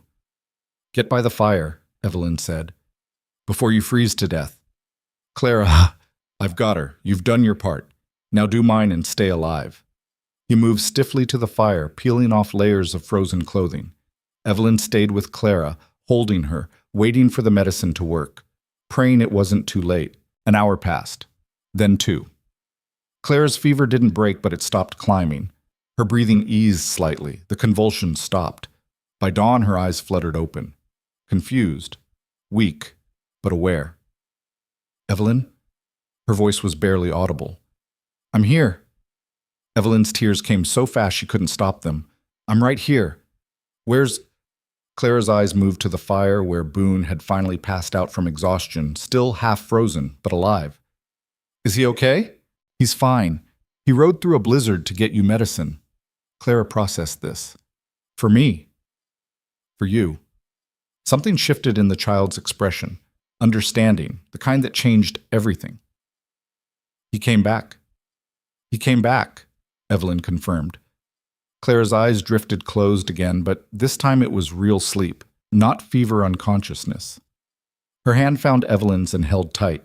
Evelyn sat there between them, a child who'd finally started to trust, and a man who'd proven himself worthy of it, and let herself believe just for a moment that they might actually survive this, that they might become something real, Clara's recovery took 3 days of constant vigilance. The fever broke on the second morning, leaving her weak and pale, but lucid. She slept most of the time, waking only to take medicine and sip broth that Evelyn made from scratch. Hovering over the pot like the temperature of the liquid could mean the difference between life and death. Boone recovered slower. The ride had done damage: frostbite on his fingers and toes, a cough that rattled in his chest, bruises from where he'd fallen off the horse twice in the whiteout and dragged himself back on through sheer stubborn will. He tried to hide it, tried to act like he was fine, but Evelyn saw the way he moved carefully, the way his hands shook when he thought no one was looking. "You need to rest," she told him on the third day when she found him trying to chop firewood.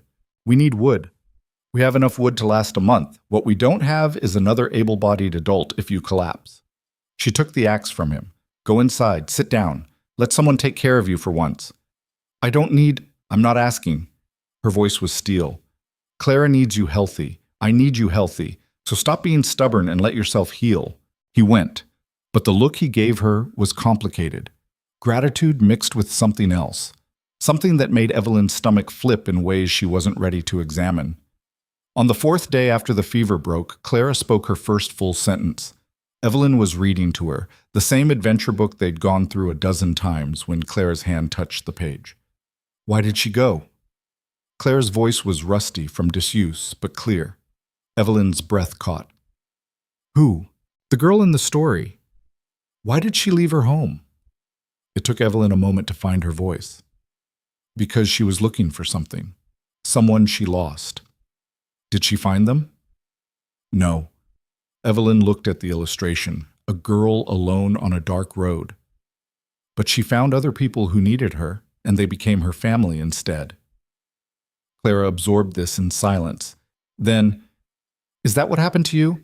The question was so direct it knocked the air from Evelyn's lungs. "What do you mean? You left somewhere, came here alone."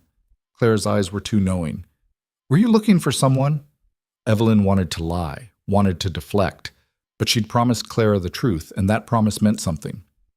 "I was running away. From a place where I'd failed someone your age." "What happened to them?" "She died." The words came out flat, final. "And I blame myself for not saving her." Clara's hand found Evelyn's. "Is that why you said yes, when my father asked you to help?" "Part of it." Evelyn's throat was tight. "I thought maybe if I could help you, it would make up for what I couldn't do before." "Does it?" "I don't know yet." Evelyn managed a weak smile. "Ask me again in a few years." Clara nodded seriously. "Okay, I will." That night, Clara asked to eat dinner at the table instead of in bed. She was still weak, moving slowly, but determined. Boone's face when he saw her walk into the main room was something Evelyn would remember for the rest of her life. "Hey there," his voice cracked. "Feeling better?" Clara nodded and took her usual seat, looked at the empty spot where her plate should be. "Can I help set the table?" Evelyn and Boone exchanged glances. "Of course," Evelyn said. They worked together in careful silence, Clara carrying napkins, Evelyn bringing plates, Boone ladling stew into bowls. It was the most normal thing they'd done since Clara arrived, and it felt impossibly fragile, like speaking too loud might shatter the moment. When they sat down to eat, Clara looked at Boone for a long moment. "Thank you," she said quietly. "For getting the medicine." Boone's spoon stopped halfway to his mouth. "You don't need to thank me." "Yes, I do." Clara's voice was small but firm. "You could have died. Evelyn said you fell off your horse, twice." "She told you that?" Boone shot Evelyn a look. "She was scared," Clara continued. "I heard her crying. She thought I was asleep, but I heard her." Clara's fingers twisted in her napkin. "She was afraid you wouldn't come back. And she was afraid I was going to die like my mama did." The silence that followed was devastating. "I'm sorry," Evelyn whispered. "I didn't mean for you to hear that. Didn't want to scare you. I wasn't scared." Clara looked up and her eyes were wet. "I was glad." "Glad?" "That someone cared that much. That I wasn't alone." A tear slipped down her cheek. "Mama died and I was alone, and then they sent me here and I thought—" Her voice broke. "I thought nobody wanted me. that I was just something people had to deal with. Boone pushed back from the table and knelt beside her chair. Clara, look at me. She did, reluctantly. I know I wasn't there. Know I failed you and your mother in every way that matters. But you are not something to deal with. You're my daughter, and I want you here. Not because I have to, because I choose to. His hands were shaking. Every single day, I choose you. Even though I don't talk sometimes, even though I have nightmares and I'm, Clara struggled for the word. Broken? You're not broken. Boone's voice was fierce. You're hurt. That's different.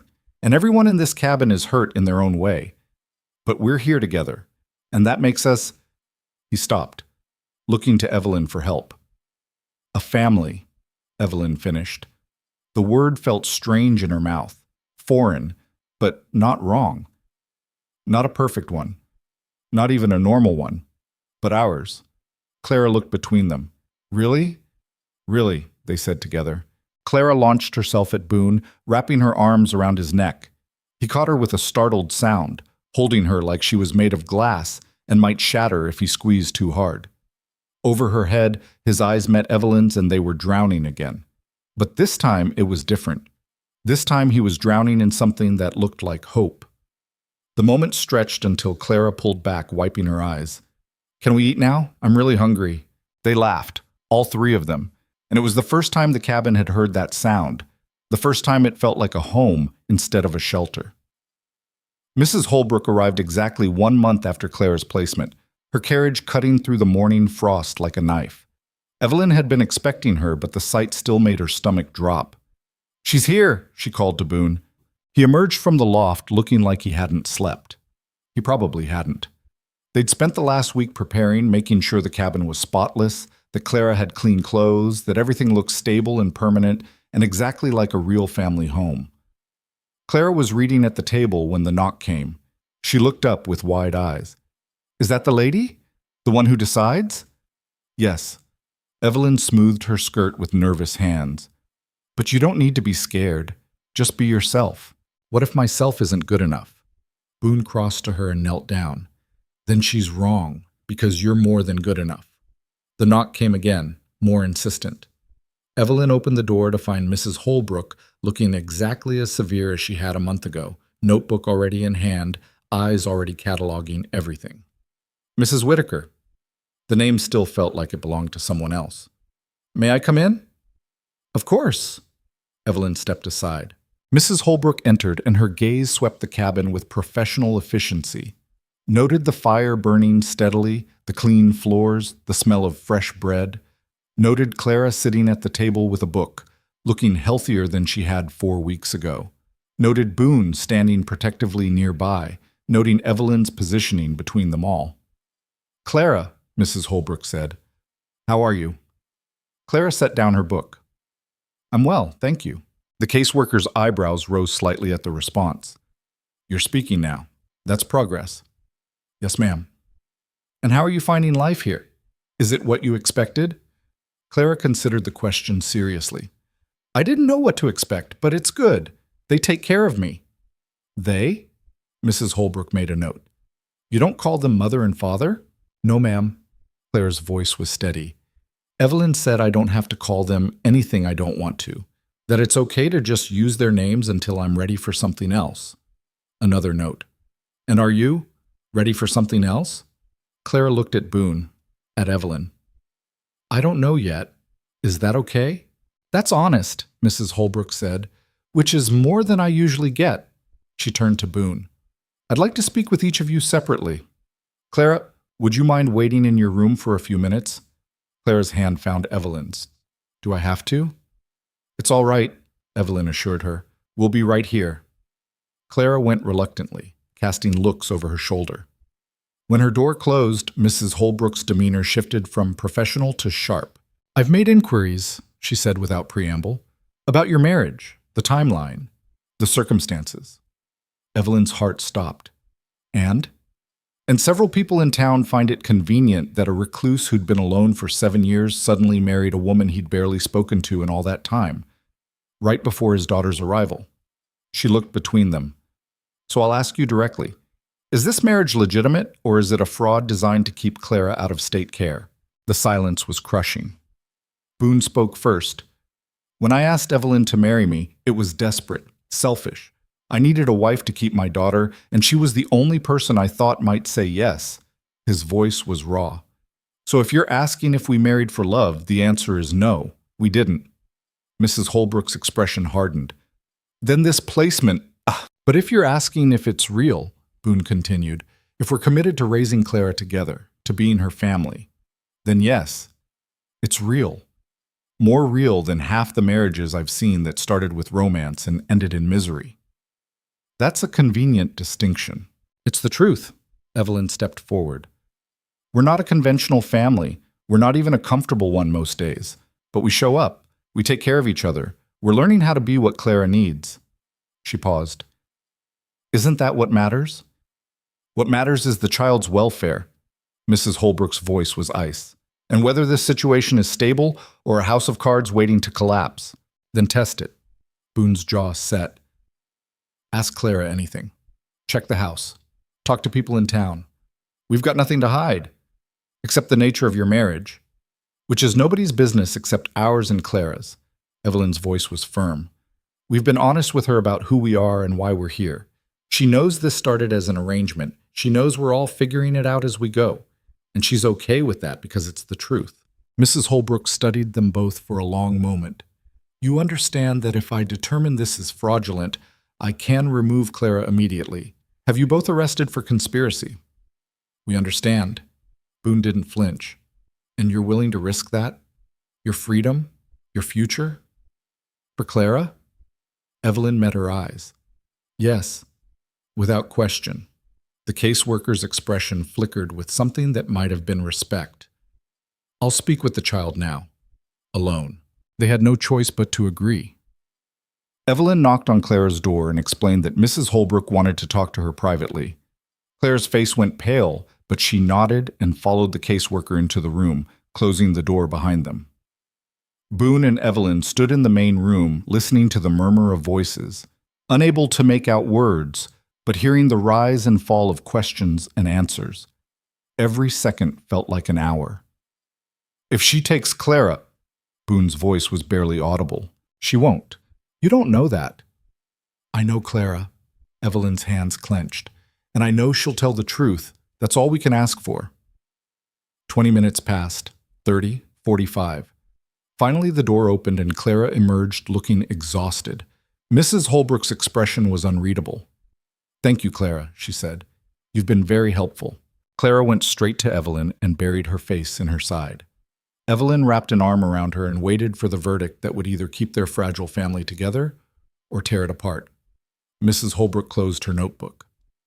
I've made my decision. Evelyn's heart was trying to beat its way out of her chest. This is unconventional, the caseworker continued. The circumstances are questionable. The marriage is clearly one of convenience rather than affection.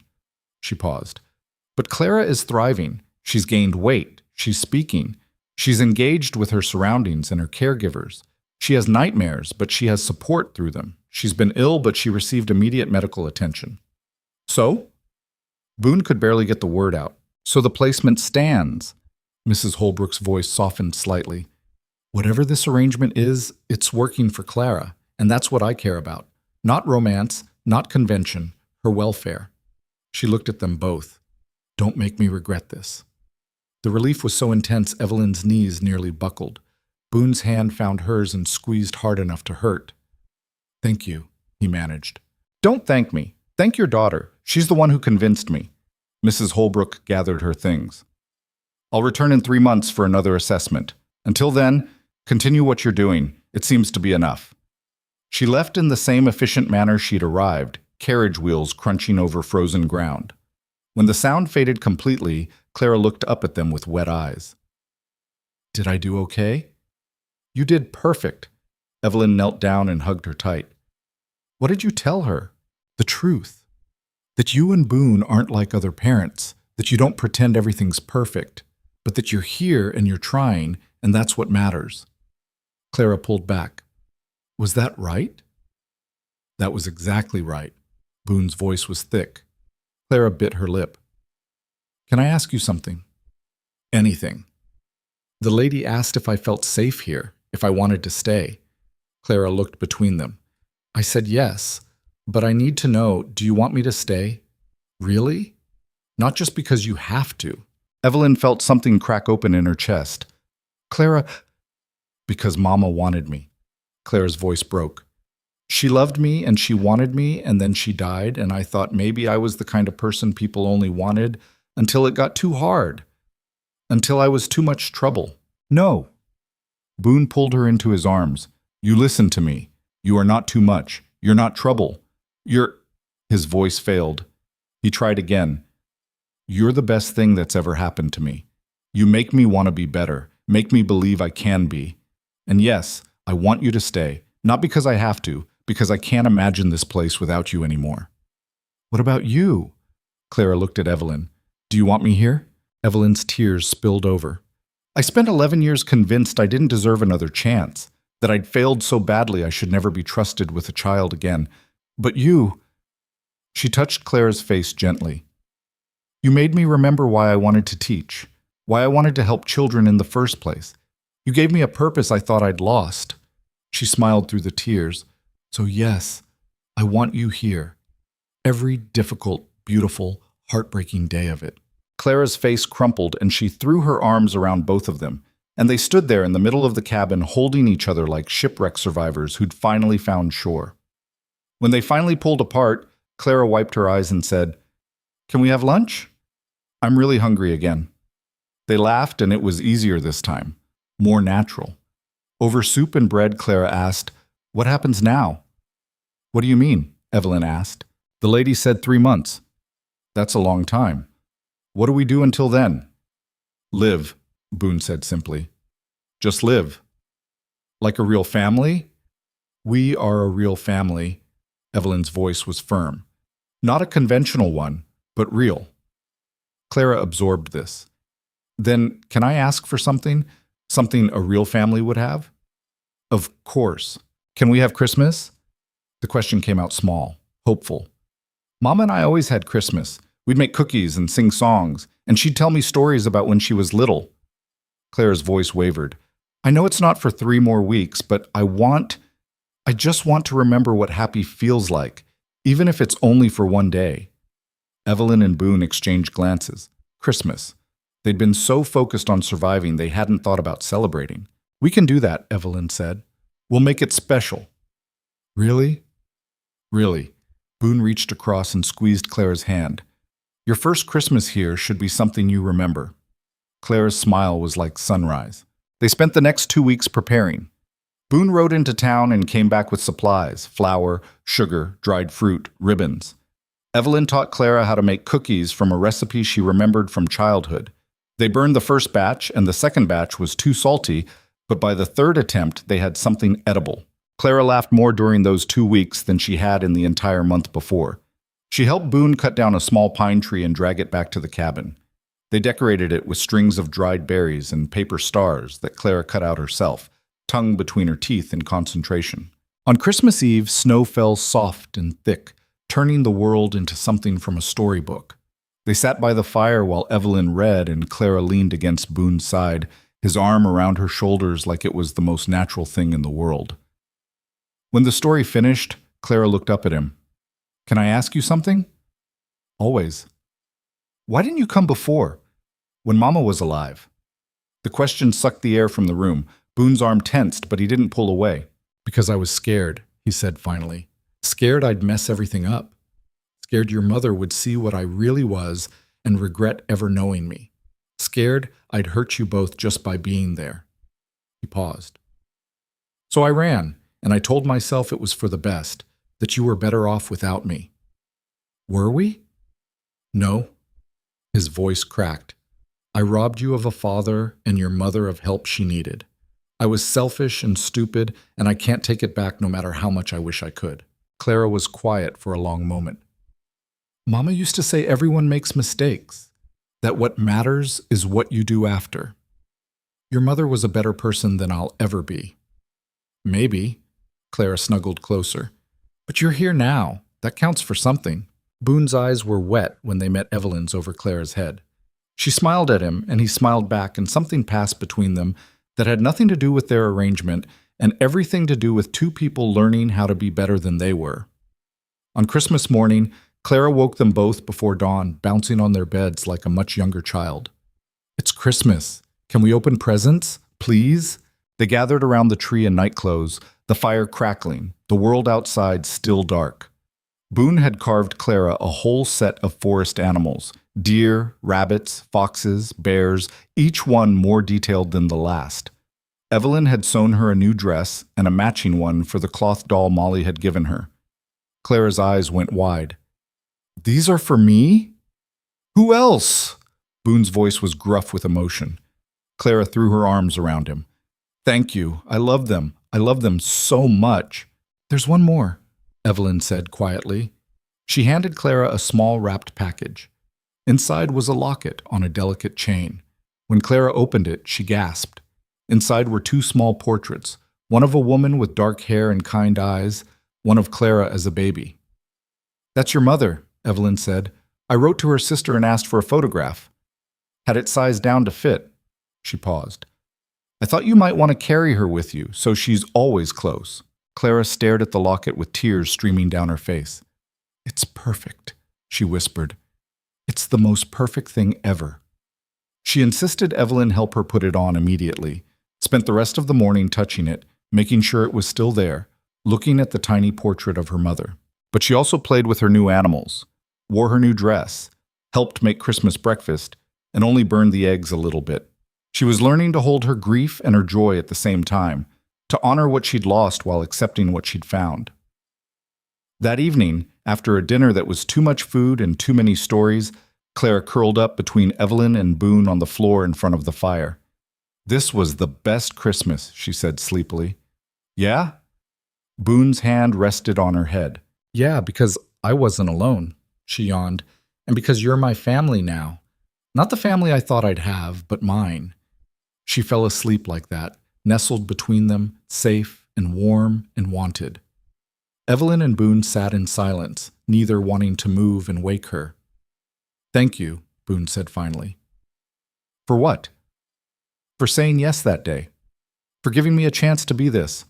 He gestured at Clara, at the cabin, at everything they'd built. "For not giving up when it got hard." "I could say the same to you. I almost did give up. That night she was sick." His voice went rough. "I thought I was going to watch her die. Thought I'd failed again. But you—" He looked at her. "You kept her alive. Kept fighting when I wasn't there. We both did what we had to. It was more than that." His hand found hers in the dark. "You became what she needed, what I needed, and I'm not good with words, but—" "I know," Evelyn said quietly, their fingers intertwined. "I know." They sat like that until the fire burned low, hands clasped, Clara sleeping between them, and for the first time since this whole impossible arrangement began, Evelyn let herself imagine a future where this wasn't temporary, where they weren't just surviving, but actually living, where the lies they'd told became truth through sheer force of will and love. It was a dangerous thought, a hopeful one. But as Clara shifted in her sleep and murmured something that sounded like home, Evelyn let herself believe it anyway. Winter deepened and the world outside the cabin turned brutal. Temperatures dropped so low that water froze in the basin overnight, snow piled higher than the windows, and the wind screamed through the mountains like something alive and angry.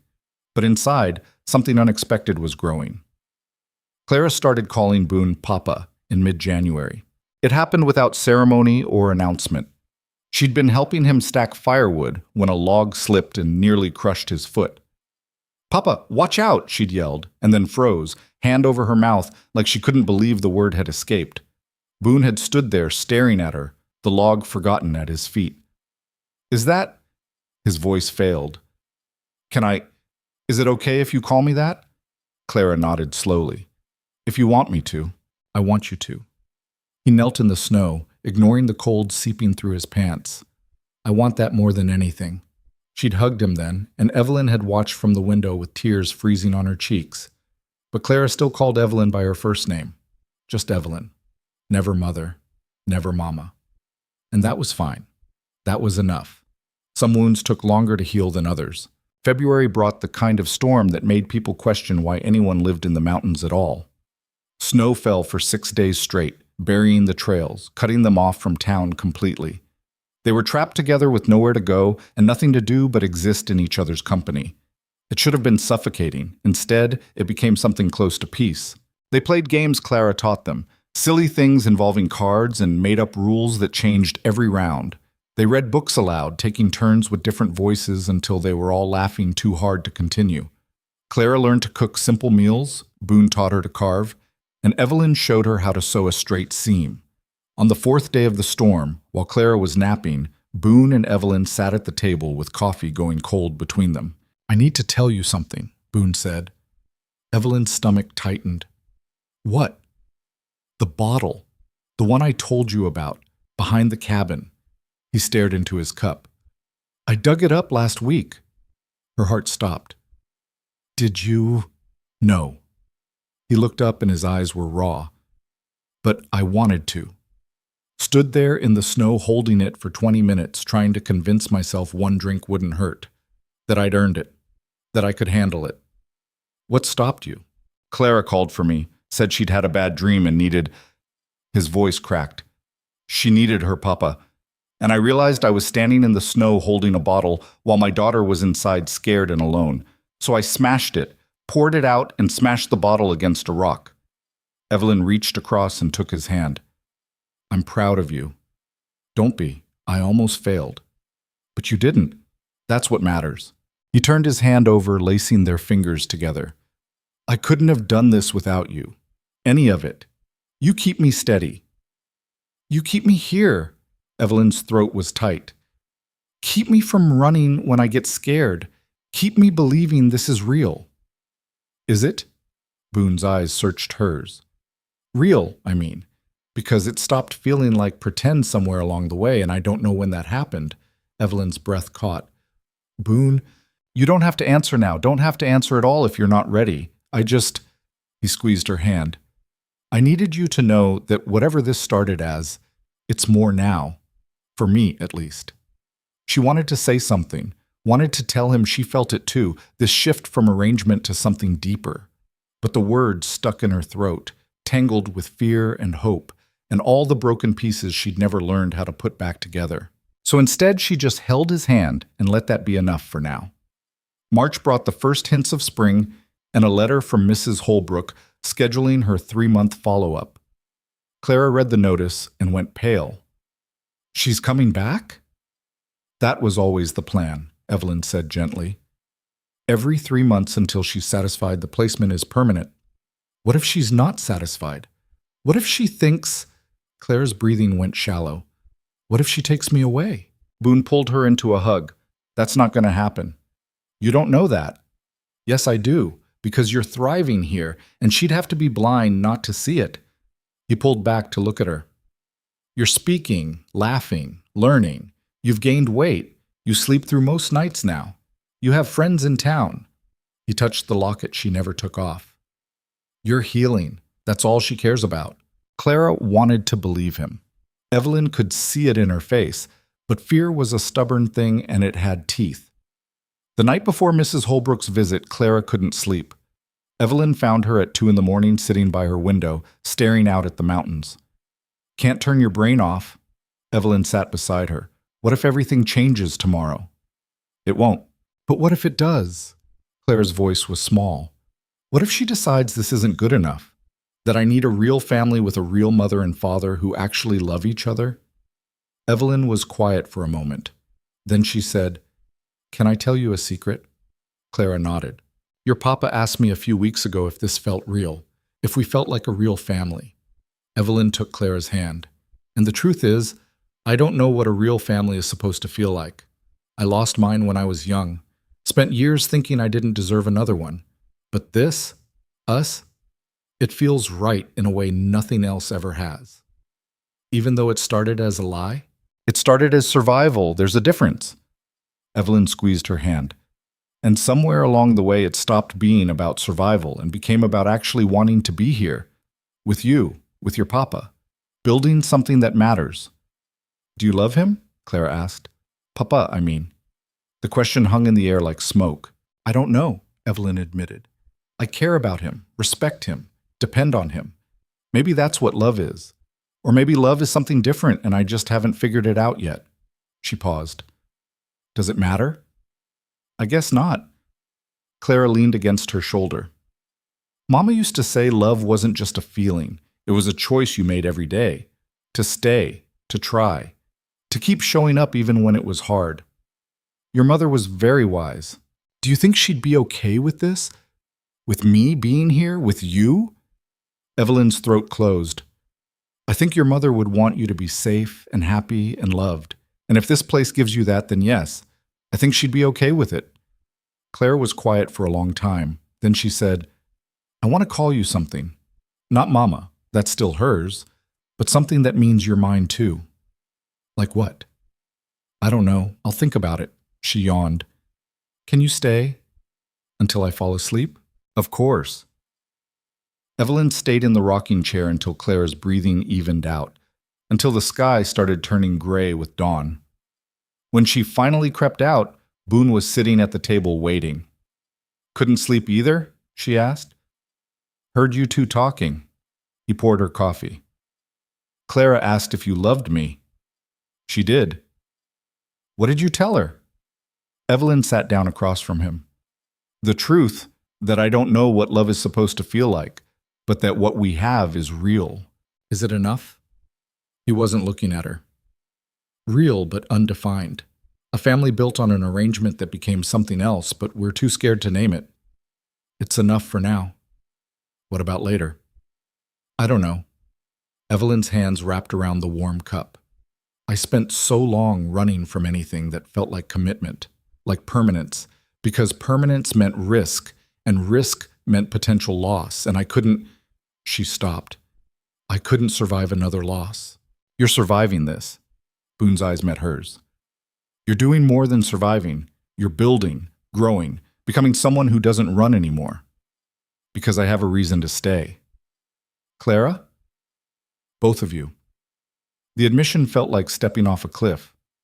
I stay for Clara because she needs me, but I stay for you because The words wouldn't come. Because you make me want to be brave enough to try. Something shifted in Boone's expression. He stood, walked around the table, and held out his hand. Dance with me. What? There's no music, no reason.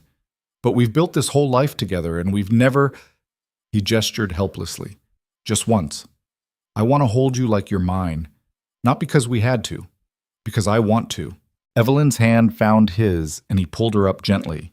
They swayed in the kitchen with no music except the crackle of the fire and the sound of their breathing.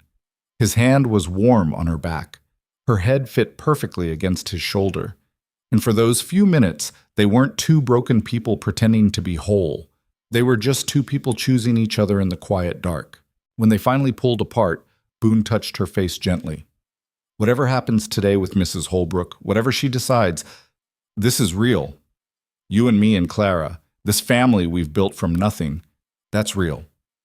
I know, Evelyn whispered. Do you? His thumb brushed her cheek.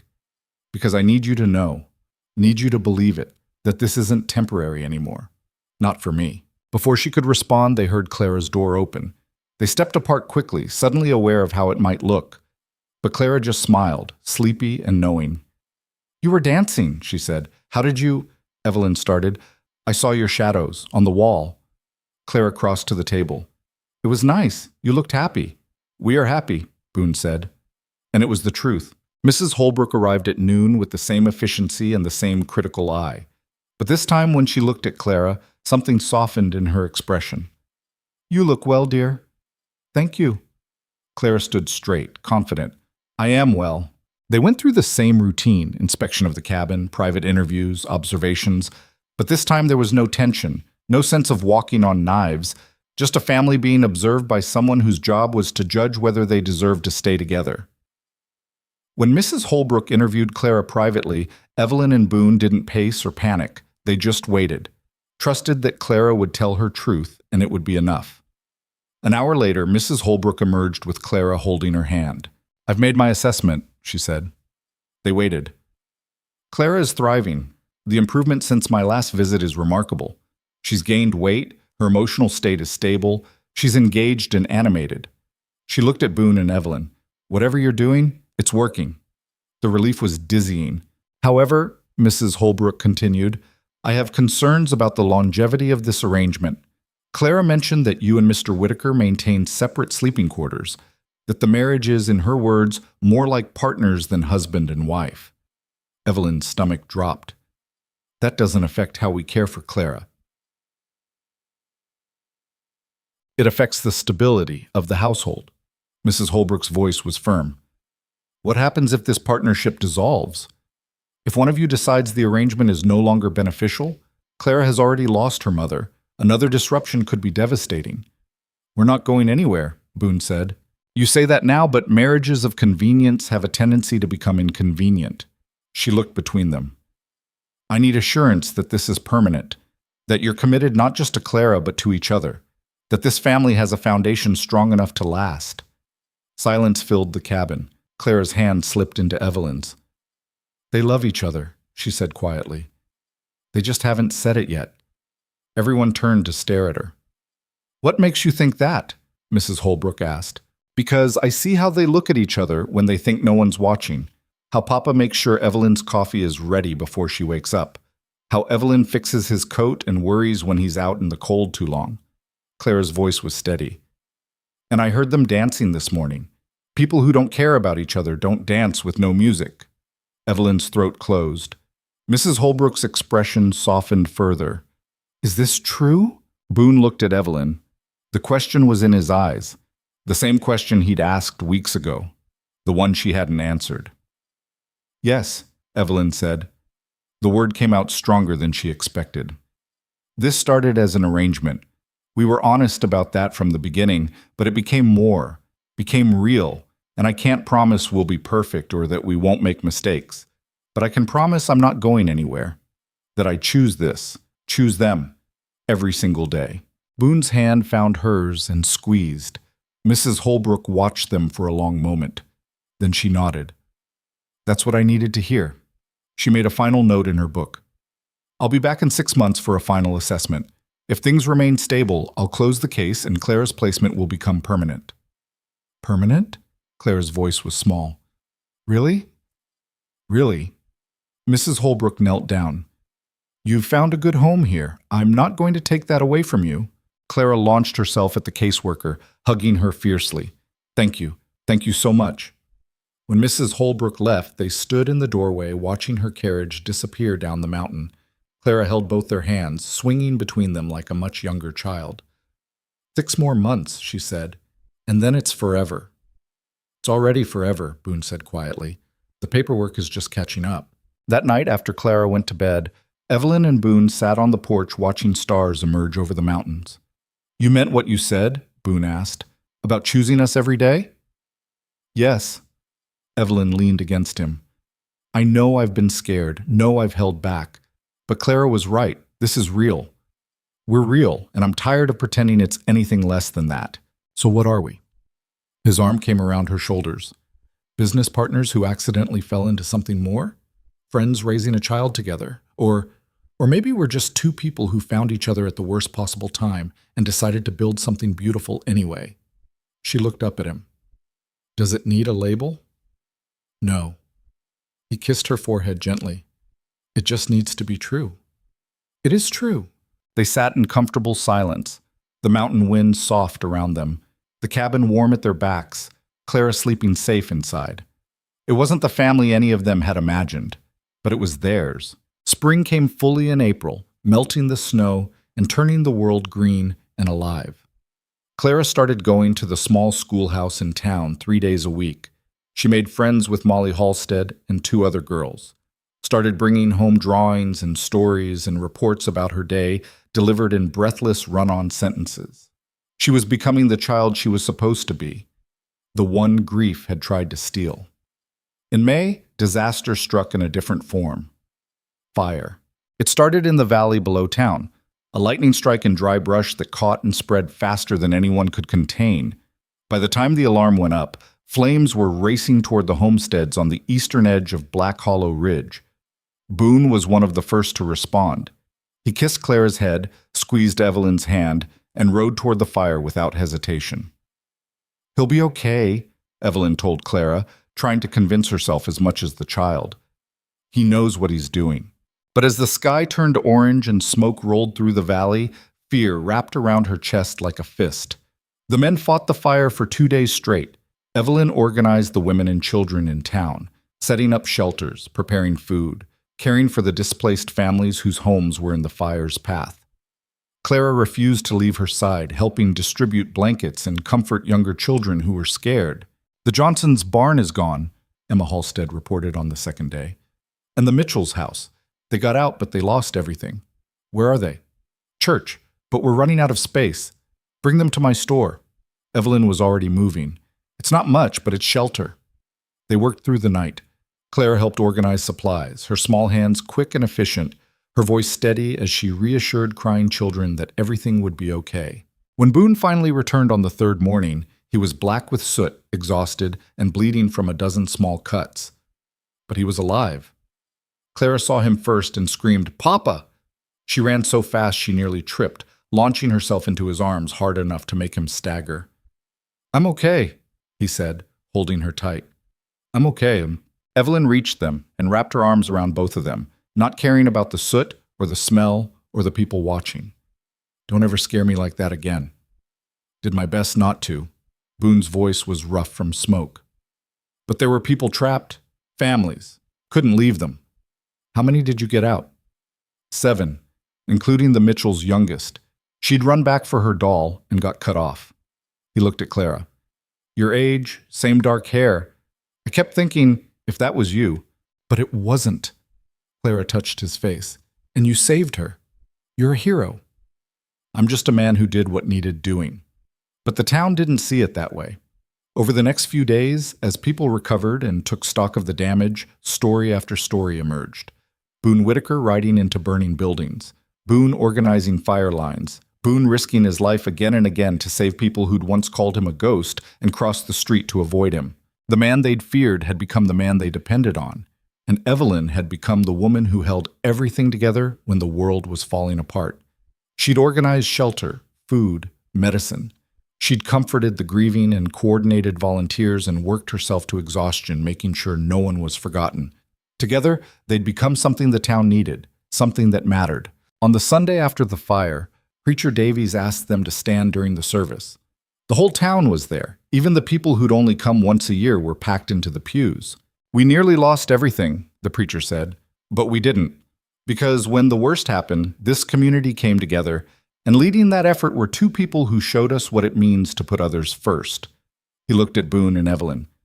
A year ago, they were strangers. Today, they're the heart of this town. Let's give thanks for their courage and their care. The applause was thunderous. Clara stood between them, beaming with pride, holding both their hands.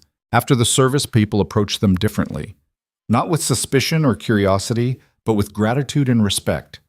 The whispers changed from "convenient marriage" to "strongest couple I know." Walking home that evening, Clara swinging between them on the wagon, Evelyn felt something settle in her chest. Peace, belonging. The sense that they'd finally stopped running and found where they were supposed to be. "I've been thinking," Claire said as they pulled up to the cabin, "about what to call you." Evelyn's heart jumped. "Yeah? Mama was my mother. She'll always be my mother. But you," Clara looked at her seriously, "you're my mom. Is that okay? Can I have both?" Evelyn couldn't speak, could barely breathe. She just nodded and pulled Clara into her arms, crying into her hair while Boone's hand rested on her back. "I love you," Clara whispered. "Both of you. My whole family." "We love you too," Evelyn managed. "So much." That night, after Clara was asleep, Evelyn and Boone stood on the porch under a sky full of stars. "Mrs. Holbrook comes back in 2 months," Boone said. "To close the case." "I know." "And then what?" Evelyn turned to face him. "Then we keep doing what we've been doing. We raise our daughter. We take care of each other. We build a life." "Our daughter," Boone repeated softly. "You said our daughter. She is, isn't she?" Evelyn's hand found his. Biology doesn't make a family. Choice does. And I choose this. Choose you. Choose Clara. Choose all of it. Even though it started as a lie, it stopped being a lie the moment we decided to make it real. She stepped closer. You asked me once if this felt real, if we felt real. The answer is yes. It's the most real thing I've ever known. Boone cupped her face gently. I love you. I don't know when it happened or how, but somewhere between desperation and hope, I fell completely in love with you. I love you too. The words came easier than she expected. Natural, true. I fought it for so long because I was scared, but I'm not scared anymore. He kissed her then, soft and careful and full of promise. It wasn't their first kiss. They'd exchanged a few awkward ones over the months, testing the waters. But this was different. This was a beginning instead of an obligation. When they pulled apart, Evelyn rested her forehead against his. We should probably tell Clara we're actually married now, in every sense. You think she doesn't know? Boone laughed. That kid sees everything. Fair point. They stood there wrapped in each other, the mountains dark around them, the cabin warm behind them, and everything they'd built together solid beneath their feet. 2 months later, Mrs. Holbrook made her final visit. She spent 3 hours with them, talking to Clara, observing the household, reviewing every detail. When she finally closed her notebook, she was almost smiling. I'm closing the case, she said. Clara's placement is now permanent. Legally and officially, she's your daughter. Clara whooped and threw herself at both of them. There's one more thing, Mrs. Holbrook continued. I've been doing this work for 20 years. I've seen every kind of family you can imagine. Traditional, unconventional, biological, adopted, temporary, permanent. And I've learned that what makes a family isn't how it starts.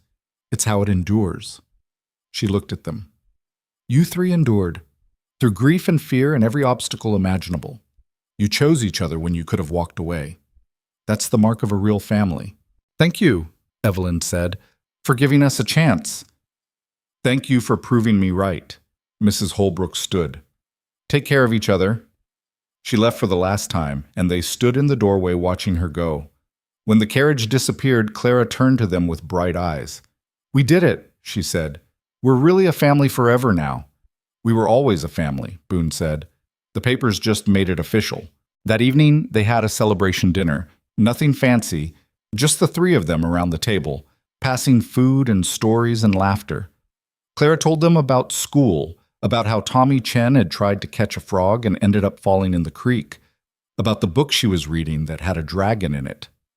After dinner, while Evelyn washed dishes and Boone dried, Clara came up beside them. Can I ask you something? Always, Evelyn said. If you could go back to the day Papa asked you to marry him, would you still say yes, even knowing how hard it would be? Evelyn and Boone exchanged glances. Then Evelyn knelt down to Clara's level. Yes, she said, every single time. Because saying yes brought me you, brought me this life, brought me home. What about you, Papa? Clara looked at Boone. He knelt too. I'd say yes to every hard day, every scared moment, every time I thought I was failing, because all of it led here to you, to your mom, to this family we built from nothing. Clara's arms came around both of them. I'm glad Mama died, she whispered. They pulled back in shock. Clara, Evelyn started, not because I wanted her to. Tears streamed down Clara's face, but because if she hadn't, I wouldn't be here. I wouldn't have you, and I know that's wrong to think, but I can't help it because I love you both so much, and I don't want to imagine my life without you. That's not wrong, Boone said gently. That's human. We can be sad about what we lost and grateful for what we found. Both things can be true. Mama would want this, Clara said. Would want me to be happy, to have a family who loves me, right? Right, Evelyn confirmed. Your mama loved you enough to make sure you'd be taken care of. That's the greatest gift a parent can give. Clara nodded and wiped her eyes. Can we go outside? Look at the stars like we used to when I first got here? They bundled up and went out onto the porch. The night was clear, the sky blazing with stars, the mountains standing guard around them. Clara sat between her parents, wrapped in a blanket, pointing out constellations she'd learned. That one's the Big Dipper, and that one's Orion, and that really bright one is Venus. It's not actually a star, it's a planet. When did you learn all this? Boone asked. Mr. Davies taught us. Said knowing the stars helps you find your way when you're lost. Are you lost? Evelyn asked gently. Not anymore. Clara leaned against her. I was for a while. After Mama died, I didn't know where I belonged. Didn't know if I'd ever feel at home again. But I do now. Where's home? Boone's voice was soft. Clara looked up at them both. Wherever you two are. They sat there until Clara fell asleep between them, until the stars wheeled overhead and the world went quiet. When Boone finally carried Clara inside and tucked her in, Evelyn stood at her window looking out at the mountains. Boone came up behind her and wrapped his arms around her waist. What are you thinking? That we did it. We actually did it. She turned in his arms. We took a desperate lie and turned it into the truest thing in our lives. We did. He kissed her softly. And we'll keep doing it, every day, for the rest of our lives. Promise? Promise. They went to bed in the room they now shared, the one that had been Evelyn's, now filled with both their belongings, their lives merged completely. And as they lay in the dark, listening to Clara's soft breathing from the next room, Evelyn thought about the girl she'd been a year ago, alone, afraid, convinced she didn't deserve happiness. That girl was gone.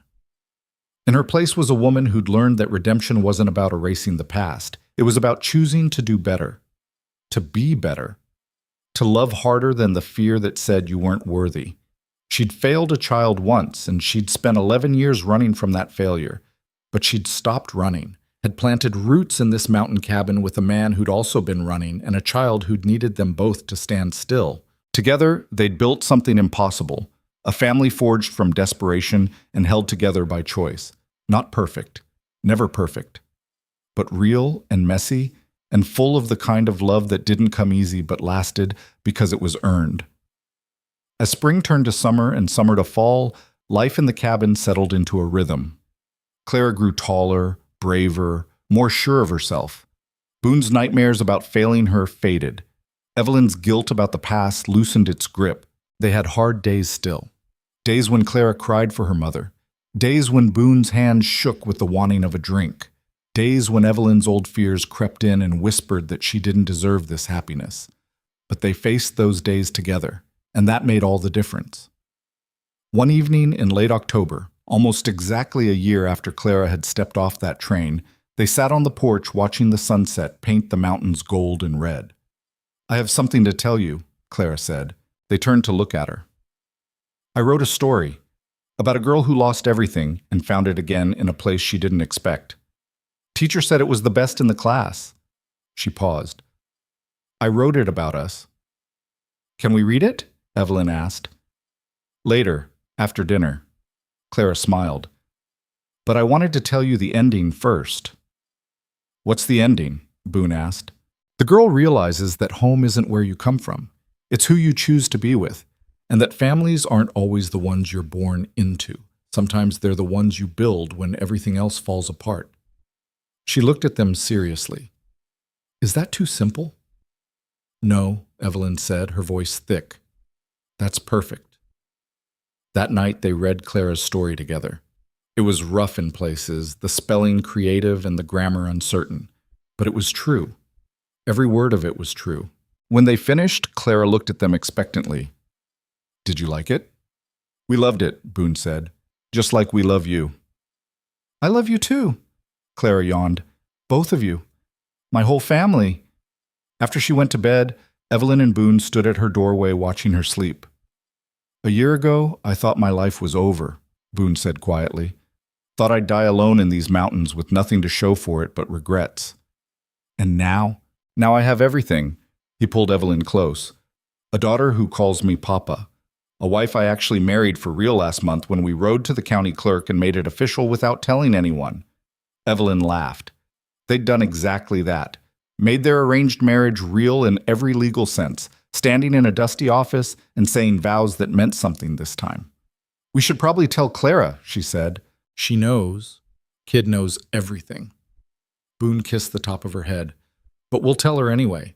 Make a celebration of it. Let her feel like she was part of making this family official. She was part of it. She's the whole reason for it.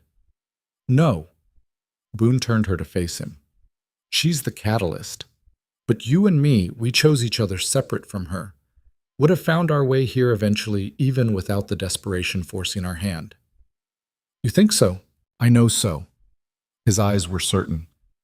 Because some people are meant to find each other, no matter how broken they are, no matter what it takes to get there. Evelyn leaned into him and let herself believe it. Let herself accept that maybe she did deserve this. This man, this child, this life they'd built from the wreckage of their pasts. She'd spent so long running from happiness, convinced it would be taken away. But standing here in this cabin with her family sleeping safe around her, she finally understood what Clara had written in her story. Home wasn't a place. It was a choice. And every day she chose this. Chose them. Chose to stay and build and love and be brave enough to believe it would last. Outside, the mountains stood eternal under a sky full of stars. Inside, 3 people who'd had every reason to give up had found every reason to keep going. It wasn't the family any of them had imagined, but it was the family they'd become. And that was enough. More than enough. It was everything.